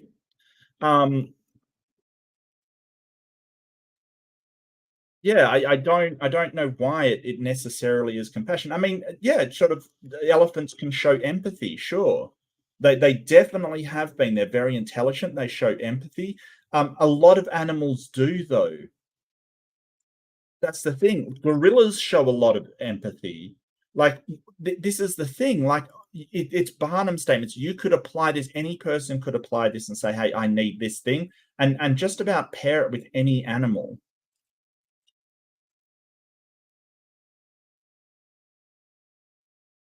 Yeah, I don't know why this particularly. I'm kind of going to skip beyond this animal stuff because we've been through some meanings already. Beautiful to see a wild.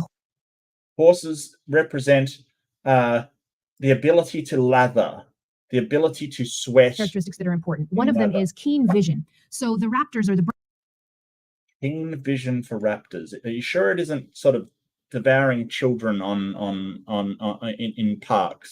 And having a strong connection with spirit. Now onto the lion. The lion. Ugh. The turtle, even though it takes little steps, it keeps going and eventually gets to. This is terrible. Like all of these can be applied to all kinds of things. Jaguar. Snake.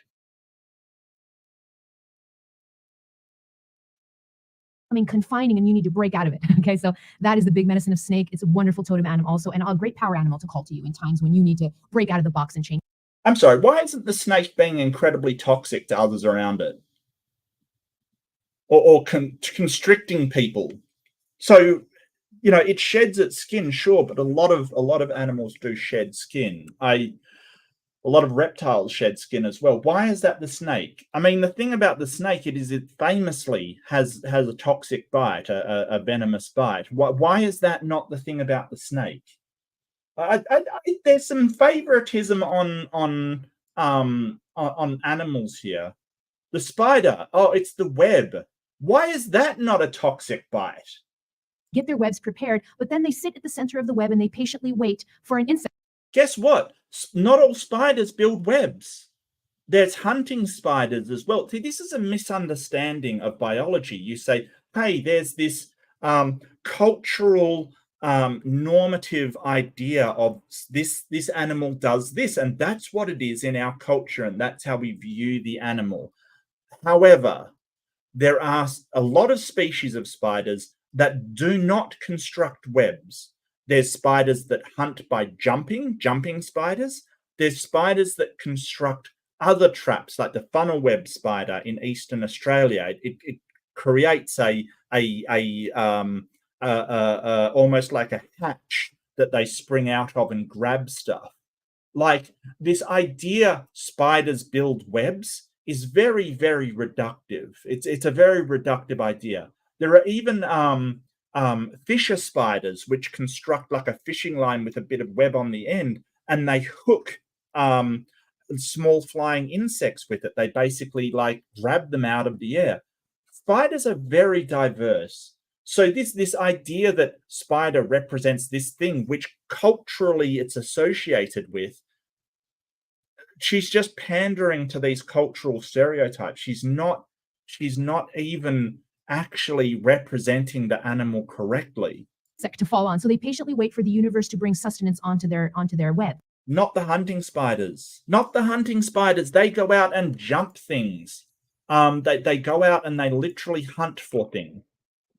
Like the huntsman, for instance. It doesn't build a web. They get their name because they go out and they hunt down things. They're not patient. Oh boy. Okay, so the spider brings you this beautiful combination of knowing how to construct and how to do things in your outside world to make your dreams come true, but at the same time also learning to then, once the work is done, to connect you with your spirit animal. So you can use this 5-step process. This really is a ceremony. Here we go. Here's the process. But you can use this 5-step process whether you're trying to discover what your lifelong spirit animal or your totem animal is, or you can do this ceremony to call a power animal to you, or you could do this ceremony to just... Let's call a power animal. I got to call a power animal, like a Power Ranger. Wait to see what kind of spirit animal. Remember the 3 types that we talked about: spirit animal, totem animal, and power animal. You can use this ceremony to connect with any of these types. Okay, it's a really simple ceremony. It works very well. If it doesn't work the first time, yeah. So the when you call the bird-eating spider to you, it is symbolic of not putting up with flying creatures.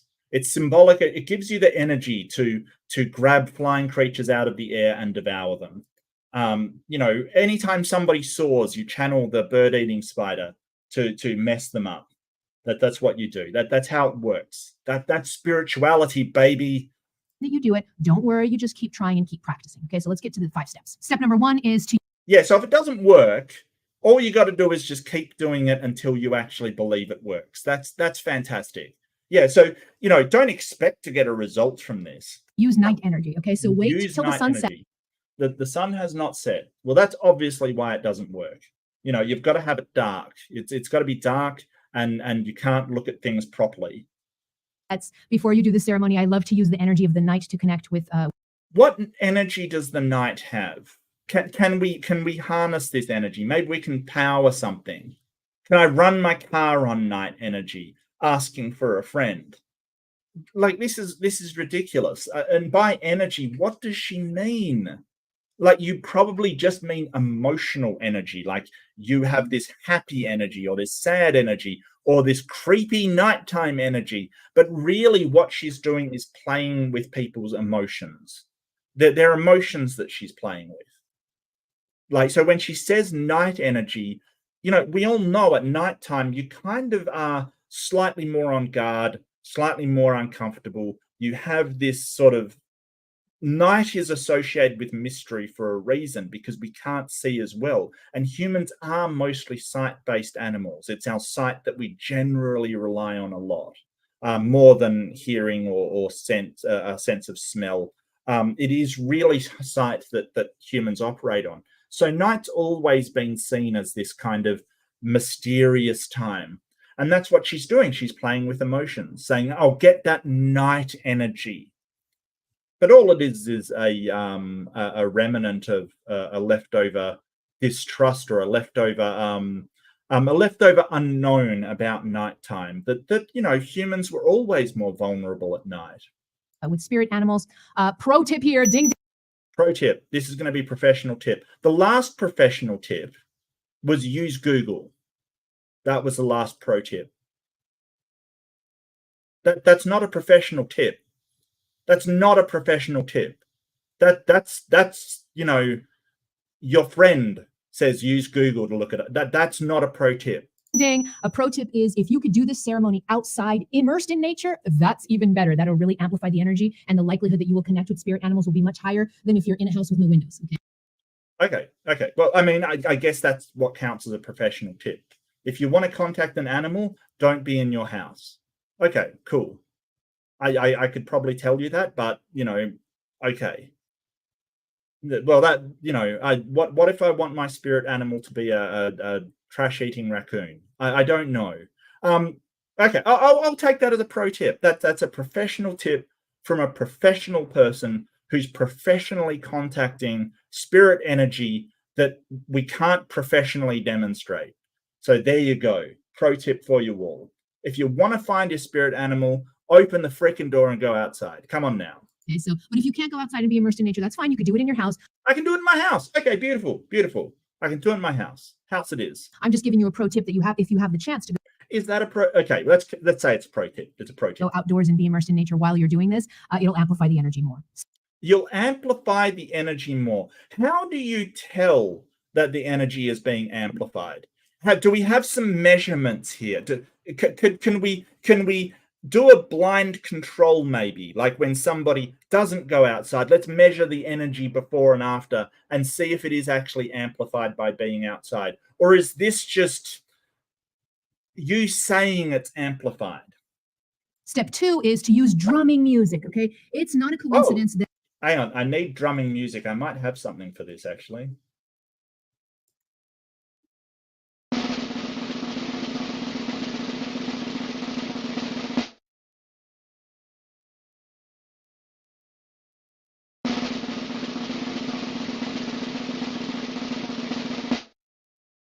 There we go. We've had drumming music. I'm not sure if a drum roll counts as music, but I'm going to count it as music. That all major shamanic cultures in the world, when they are working with animal medicine, they are drumming constantly, okay? Now, what's with drumming? What does drumming do? Drumming really brings you in contact with your physical body. When you immerse yourself in drumming, you start to connect with your heartbeat. And when you connect with your heartbeat, you connect with your body. And this is why it's so powerful, because if I connect with my body is the most animalistic part of who. Yeah, so drumming and having a beat, we all know that causes an emotive reaction in us, right? Anybody that's particularly fond of music, or not even, like, we know that drumming, it speaks to us because there are natural rhythms in our body. There's a natural heartbeat. There's all of that kind of thing occurs. I used to do this exercise / martial art / sort of thing called capoeira, dance. It's a dancing martial art that originated from Brazil, and drumming and the music of it is very heavily involved, and you sort of get emotionally charged and really, really amped up by it, kind of thing. Very, very primordial kind of drumming. These things, they get us amped up and they get us in a state where we have a lot of energy, and we have a lot of, by energy, I mean, you have a lot of enthusiasm and a lot of physical sort of energy in your body, like ability to do physical things, because, it gets that adrenaline going. That provides energy when the adrenaline goes to your heart. We get that energy. But the energy she's talking about, I'm not sure if that's the same, but that drumming and stuff, it is the emotive state that gets that energy going. And the energy is that adrenaline, those chemicals pumping around your body. They basically push your body to do extra things. It's no secret that happens. Like, it's no secret that happens, but it's not a spirit from outside coming and doing to you. It is your following of the beat and your enjoyment of the beat and your enthusiasm for the beat, getting that moving. There's nothing from outside happening. So I don't know why, but she's trying to link drumming with some kind of shamanic animal spirits and things like that, but there's no reason to believe that. Just music in general can get you amped up into a very energized state, a state where you could dance longer than you ordinarily could.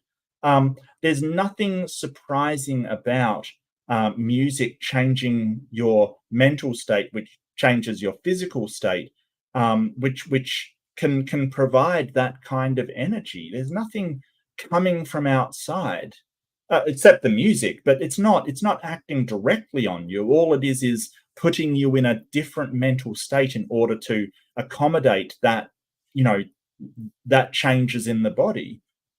Who I am, okay? It's the part of me that's most connected with nature. The more that I come out of my mind and into my body, the higher the likelihood that I'm going to connect with spirit animals, because I'm in my more animalistic part of me, okay? You come out of your mind and into your body. You're in your body. Your mind is in your body. There's nothing, like, I get what you mean, like drop sort of the more rational part of your mind. But what, like, if you drop the more rational part of your mind and just enjoy on an emotional level, sure, you'll be more prone to seeing shit that doesn't exist. Sure. I don't see how that's a surprise. Okay? So I love to put some drumming music on. I have drums, so I actually use drums. But if you don't have a drum, you could just put a nice shamanic drumming track on. And yeah, nice shamanic drumming track. Do we have shamanic? I'm kind of worried about copyright, actually. Are shamanic drumming tracks copyright? Is some shaman somewhere gonna DMCA me? Is that, is that like, you would think that shamanic spiritual drumming tracks wouldn't be covered under copyright claims, but I've got a funny feeling they are. Is the spiritual world covered by copyright? Is this what's happening?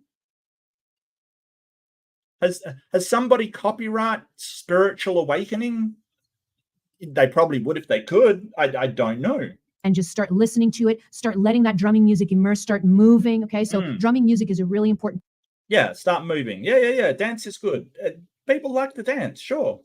It feels good to move your body. It feels good to move your body when you're doing exercise. It feels good to move your body when you're dancing. It feels good to move your body when you're doing martial arts. It feels good to, moving your body isn't the spiritual awakening that you think it is.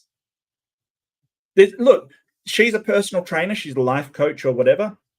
I've got no problem with being people giving advice on how physicality can help your mental state. There's no problem. There's nothing undocumented about that. The problem I have is where you say it is coming from this nebulous spiritualist thing that you can't demonstrate, we don't know exists. You're saying that it comes from there. You're telling people how to access it, and that it, not them, but it will solve their problems. It's not cool. Preparation. You can have other things going on. You could light a candle. You can burn some incense. You can do all of these other things. But I'm giving you the main steps that you should follow when connecting. Yeah, it feels like, to me, in my opinion, it feels like she is setting up to put that person in a highly emotional and suggestive state. That they believe that there's this spiritual world. They set up incense and drumming and all these things around them to give them the sense that that exists. It makes them very vulnerable to suggestion, especially if she's planting that suggestion. But the question I have is that actually true? And if it is, how do you demonstrate that spiritual world is there instead of just an emotive state? And the drumming music is absolutely essential. Step number 3 is one of my favorite, and it's body movement. Okay, so once you start drumming, now you're going to close your eyes and you're going to start moving your body to the rhythm of the drum, but you're not going to think about what you're doing. You're going to surrender to your body and let your body move the way that it wants to move. This is so cool. And this is. Yeah, she's just described dancing, essentially. Like, essentially, she's just described dancing. It's happened to me with so many clients that I've worked with over the years. I will sometimes be doing an animal spirit ceremony for them, and I'll be sitting there drumming, and the person will start dancing, and they're not even conscious that they're dancing in the same way. They're moving their body in the same way that the spirit animal that's coming to them would move. So I've had people where I'm drumming and I'm looking at them dancing, and they haven't told me what their spirit animal is. They haven't even consciously recognized that that's the spirit animal, but I already know that, for example, the spirit animal is the snake, because the person starts to move in very kind of fluid, kind of S-shaped movements, symbolizing the movement of a snake. Okay, so this is a good example of what we call priming. Okay, so what priming is, it's basically putting an idea in order to get a certain outcome that the in my opinion, con artist wants to get out of them. So what she's doing is saying, okay, we're going to have these drums, incense, music, there's all this stuff around you. Just let your body move how it wants to move and how, you know, the animal tells you to move. And so the person is thinking about snake, and then their body moves to the snake. And then she's like, oh, well, I knew it was a snake from the way your body was moving. Well, no shit. You've primed them to do exactly what you're doing. What happens if they're moving like this and they're going, you're channeling snake? No, mongoose. You couldn't be more wrong. This is the thing. It's priming. It's basically saying, okay, here's what you do, and then watching the behavior of what they do and saying, well, I know what you're doing. Yeah, you primed them to do it. You primed them to move like whatever spirit animal they're trying to channel. So if they start moving like a snake because they want to contact a snake, it's not a surprise. You've just primed them to do exactly what you've wanted to do. And maybe this person, this Christina person, isn't even aware that she's doing it. Maybe she believes wholeheartedly. But this is a case where you have primed that person to show you what you want them to show, so you can say, aha, I can tell. This is terrible evidence. Terrible evidence. And this has happened with other animals too. This is such a powerful step. A lot of times your body will start to move in the same, mimicking the movements of the spirit animal before your conscious mind is even aware that that's the spirit animal that's coming to you. Okay, so movement, allowing your body to move. Oh, hi, Doc. Yeah, I thought as much, mate. It seemed very, very, very poor. I would like to see Gutsick Given though, and Dan, Creation Myths Dan, take them to task though. At the rhythm of the drums and just letting it spontaneously move without controlling with the mind. That's super important. Okay, because if your mind tries to control and it starts to say, that's so stupid, why am I moving in this way? You're going to cut the energy. Okay. Yeah. So if you start to doubt that the stupid shit that you're doing is actually real, and you know your mind says, hey, this is really stupid, you're going to cut the energy. It's not going to work because your mind's involved. You've just got to believe it without thinking about it and just do it. See, this is the kind of stuff that always makes me laugh, because it's like those martial art masters, and maybe we'll do one of them on the Fundamentalist Fails, because those martial art masters are hilarious. It's like, well, if you believe in it, if you believe in it, it'll work. If you don't believe in it, well, then you cut the energy and it doesn't work. It's like, no, it's bullshit. And you're basically relying on people not to think about it, not to actually think about whether this is a thing or not. This is very telling. It's sort of, oh, well, if you think about it, you cut the energy and then you won't experience the spirit realm. You've got to not think about it in order to contact. Seriously? Your energy is belief dependent. Why am I not surprised? So don't let the mind control. Surrender to your body and let it move in whatever ways it wants to, even if they seem weird to you. Step number 4 is invocation. Okay, so here you're going to. Yeah, I played an invoker in D&D. I did invocation. Is that what we're talking about? And evocation, of course. Oh, this woo. It's very wooey. I'm sorry, everybody. The woo factor is getting onto a whole new level. Be dancing, the shamanic music is going to be going, the drums are going to be moving, you're going to be dancing, and then you're going to come to a point where you're feeling really in your body, and now it's time to invoke the spirit guide. And you can invoke the spirit guide out loud is the best, okay? You're going to repeat a mantra over and over and over again to reinforce the calling of that spirit animal, okay? You can use any mantra that you want, but I'm going to give you a couple that I really love to use. Oh, we get a mantra. Get ready, people. We're gonna recite the mantra while moving to the drums, and we're gonna recite the mantra, and our spirit animal is gonna jump out. It's not at night, but I'm willing to give it a go. Look, it's probably night for somebody out there. So you may want to start with these ones, okay? So you're gonna start to repeat, I lovingly call forth my spirit animal. So here's one. Or you can say, I lovingly call forth the animal medicine that I need right now. Okay. There's some mantras. I love that one too, all right? So you're whatever mantra you choose, you're just going to repeat it over and over again as you're dancing to the drums. Okay. Let's give it a go. I'm ready. My body is ready.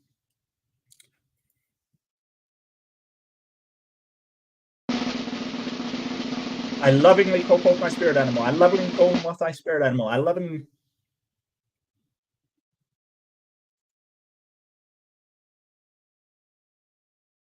There's no whale here. There's no nothing here. I'm disappointed.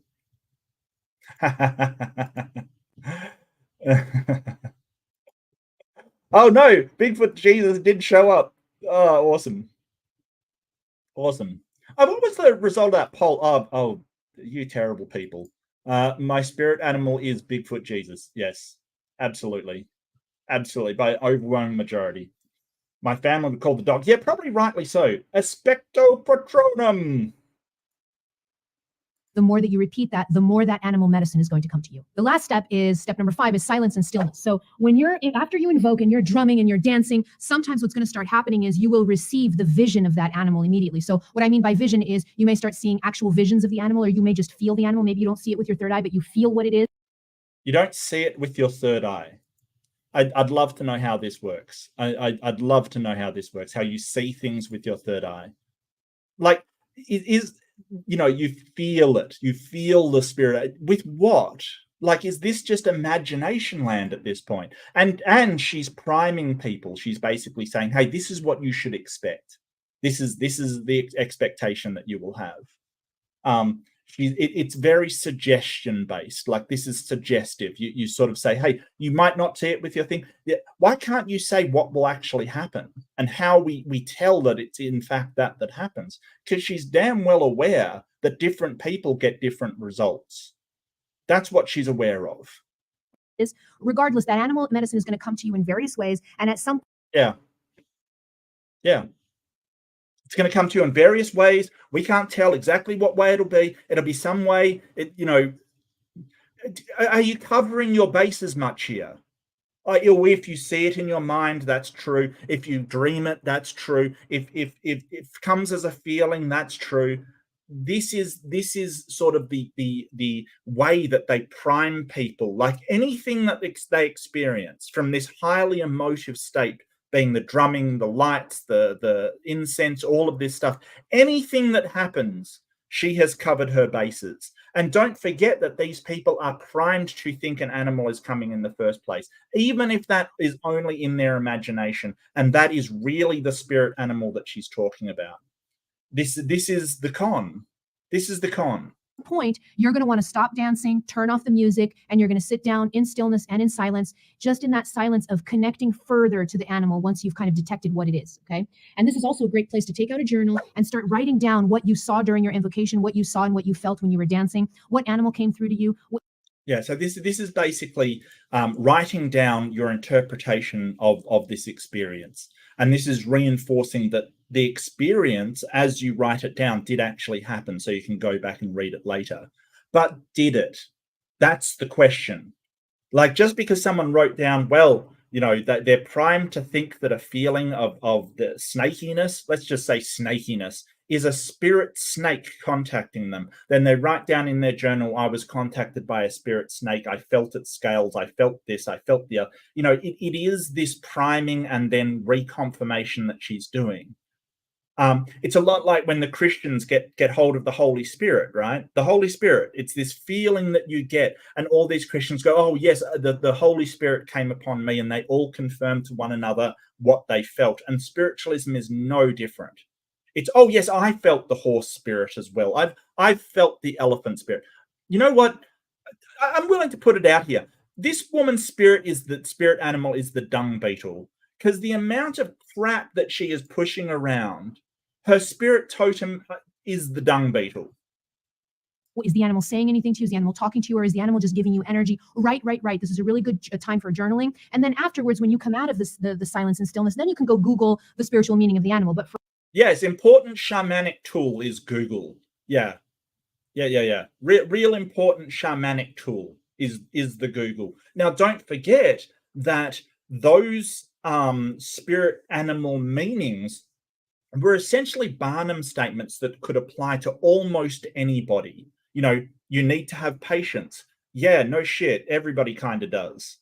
You need to, work on obstacles and overcome them, yet have compassion. Who the fuck could that not apply to? Seriously. That's the con. Because once you go and Google it, you're like, oh my God, that's exactly what I need. Yeah, but you could apply it to almost anybody. What? It's the butterfly. It means transformation. I need to have a transformative experience. Yeah, you and nearly every other person out there. It's a Barnum statement. It can apply to everyone. For now, at the end of your ceremony, give yourself enough time to just be in silence and in stillness, connecting further with the energy of that animal that came to you. So now that you know all about spirit animals, I don't know how they can be located. I don't know how they can be quantified. I don't know how it can be tested. I don't know what spiritual energy, in fact, actually means. I don't know what my spirit animal is because it didn't show up in the very, very brief ritual that I had here. I know nothing about these spiritual animals. I don't know what the hell she's talking about. This is terrible. I also wanted to let you know that I shot another video with other types of spirit. I thought she was about to say shot an animal. I'm like, well, are you sure it wasn't your spirit animal? No, your spirit animal is the dung beetle, lady. It absolutely is. I wonder if they have a dung beetle on this Wild Speak. I really do.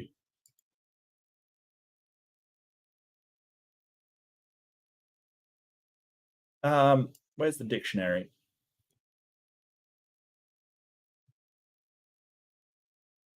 No, they don't have a dung beetle. What a surprise. Is this a wiki? Can I submit the dung beetle?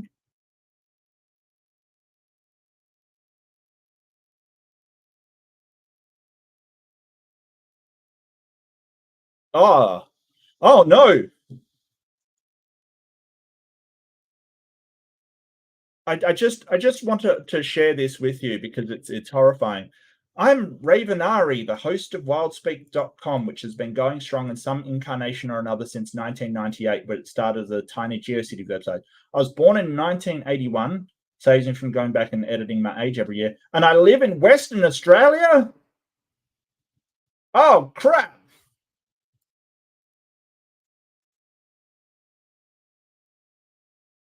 She's in my state. Or he's in my state. Actually, it doesn't really say, does it? Whether they're yeah, it doesn't really say. So they, I'm sorry if I misgendered you. They are in my state. Maybe I can contact them and get them to add the dung beetle to the list of animals. That would be awesome. How do I contact you? How do I contact you? I don't know how I contact them. Look, oh, links coming soon-ish. Okay, well, I mean, when did it start out? 1998 when it's been going for 30 odd years. Like, I don't think it's coming in. Yeah, I know, right? This is I didn't know that the person doing the animal meetings, the premier animal meetings person on my on the internet is going to be living in my state. I did not know that, but spirit guides, and I'm going to leave a link to that video in the description. That's a good question. That's a really good question. Are humans on the list? No, they're not. No humans. Homo sapiens? No, they're not on the list either. Maybe humans can't channel other humans. Here's a question. Do animals channel other animals? Like, does a snake channel a human? A spirit human? Or does a chimpanzee channel the common tit? A tit's a bird, by the way. I'm not. Like, is this what's happening? Like, do other animals do this, or are humans special in some way? I have questions. Description box below, so you can learn not only about spirit animals, but about all other kinds of different spirit guides that you can also call on and connect with to help you in your life. Now I want to hear from you. Do you know who your spirit animal is? Let me know in the comments below. And don't forget to download your free supplemental workbook. I got to leave a comment. I'm going to leave a comment about the dung beetle. I really have to now. Yeah, so that's Christina Lopez telling us all about spirit animals, how we contact them, and a lot of it. I mean, okay, so you know my opinion of this. You know my opinion of this woo kind of stuff, and it is woo. There's nothing. There's nothing there. There's no spirit animals. There's no spirit realm. And if there is, please do demonstrate it in some other way than getting emotionally charged, listening to music, and sort of dancing kind of thing, because that doesn't show that it exists. It just shows that your mental state changes, which is exactly what we'd expect if you listen to music, had an ambient around you of spirituality, and you participated in some kind of ritualistic behavior. None of that shows that the spirit realm or spirit animals or spirit whatever is real. This is a woman that lies and says her spirit animal is a cheetah. She's a part-time vegetarian, apparently, which I don't know how that's a spirit animal, if that's true. And her spirit animal, in actuality, seems to be a dung beetle, because she pushes a ridiculous amount of crap, like a ridiculous amount. And the dung beetle can show us that pushing crap is sometimes really beneficial, because she has a huge following, and apparently so does the person in Western Australia, which is just frightening. But I hope you've enjoyed that. I hope you've enjoyed a bit of a change from my usual fundamentalist fails, which concentrate on theists and God believers. It's Adam Scott. I know what you're referencing with Byron Bay. Yes, yeah, no, I get you. I totally get you. Byron Bay is a bit of a hippie place kind of thing. Or if in Western, I'm figuring that they're probably from Esperance or Albany. There's a bit of a hippie commune down the south of my state, and I'm guessing that's where they're from. I don't think Raveney is their real name, but I'm guessing they're from Esperance or Albany, where there's a sort of a very new age community around there.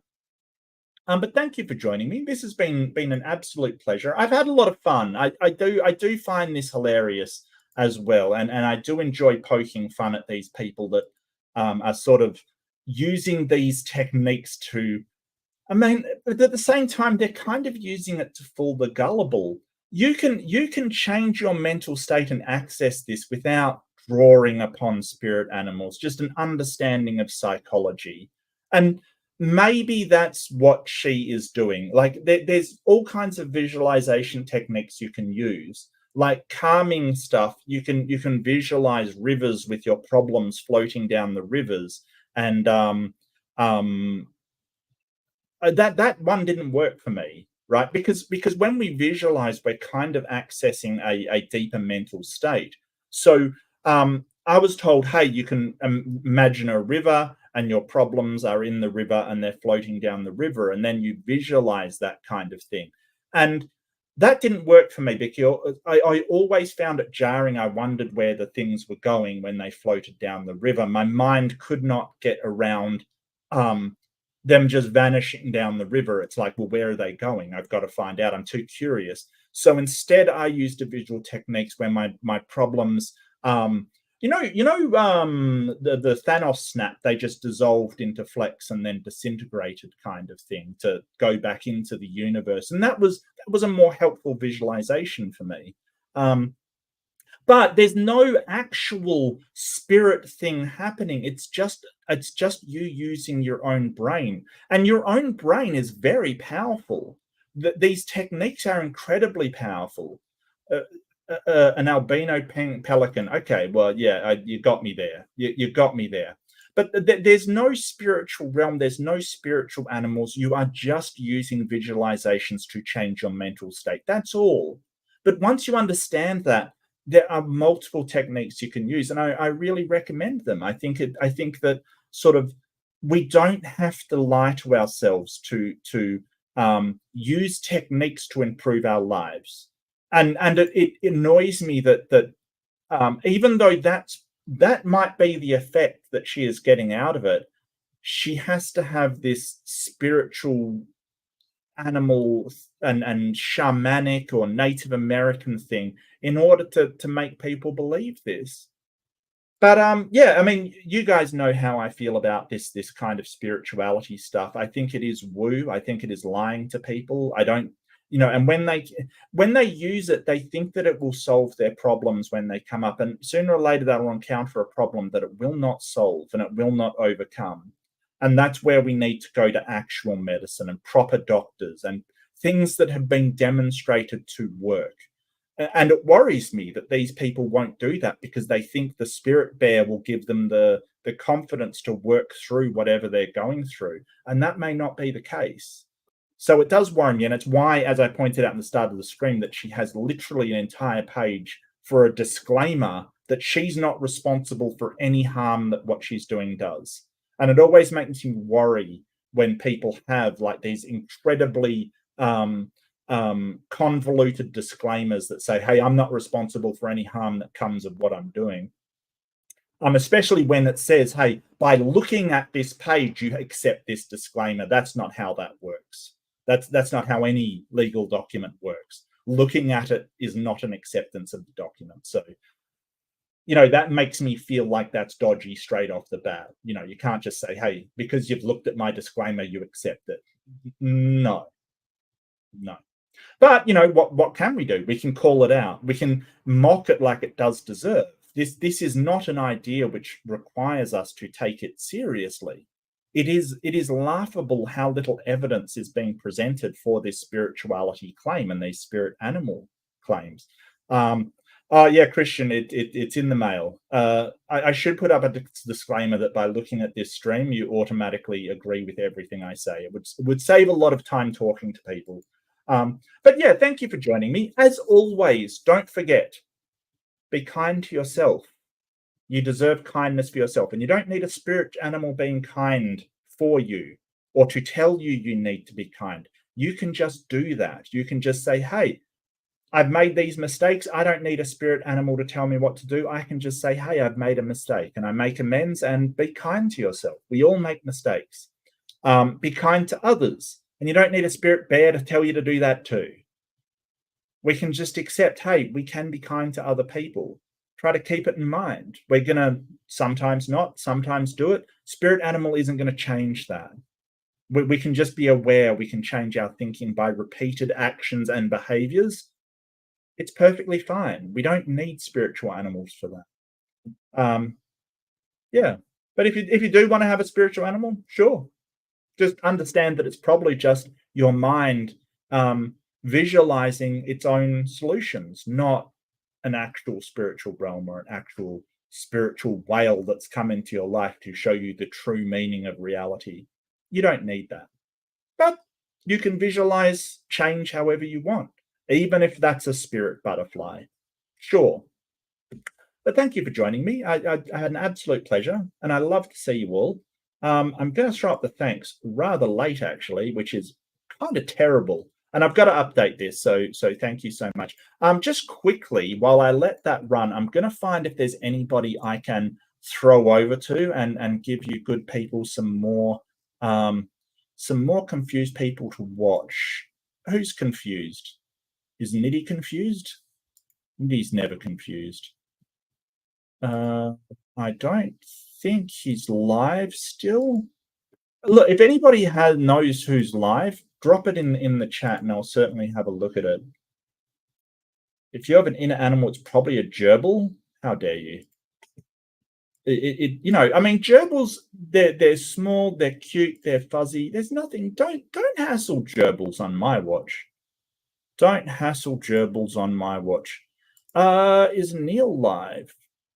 Yeah, so Neil's having an after party, so I might just be cheeky and throw it his way. If I can, if he's got it turned on, I can do that, which would be great. Redirect. Yeah, there we go. All right, so thank you so much, everybody. Really good to see you all. Do take care, and I will see you in the next Fundamentalist Fail, which I may go back to sort of religion, or I may do some more woo. I haven't decided yet, but But thank you so much, and do take care.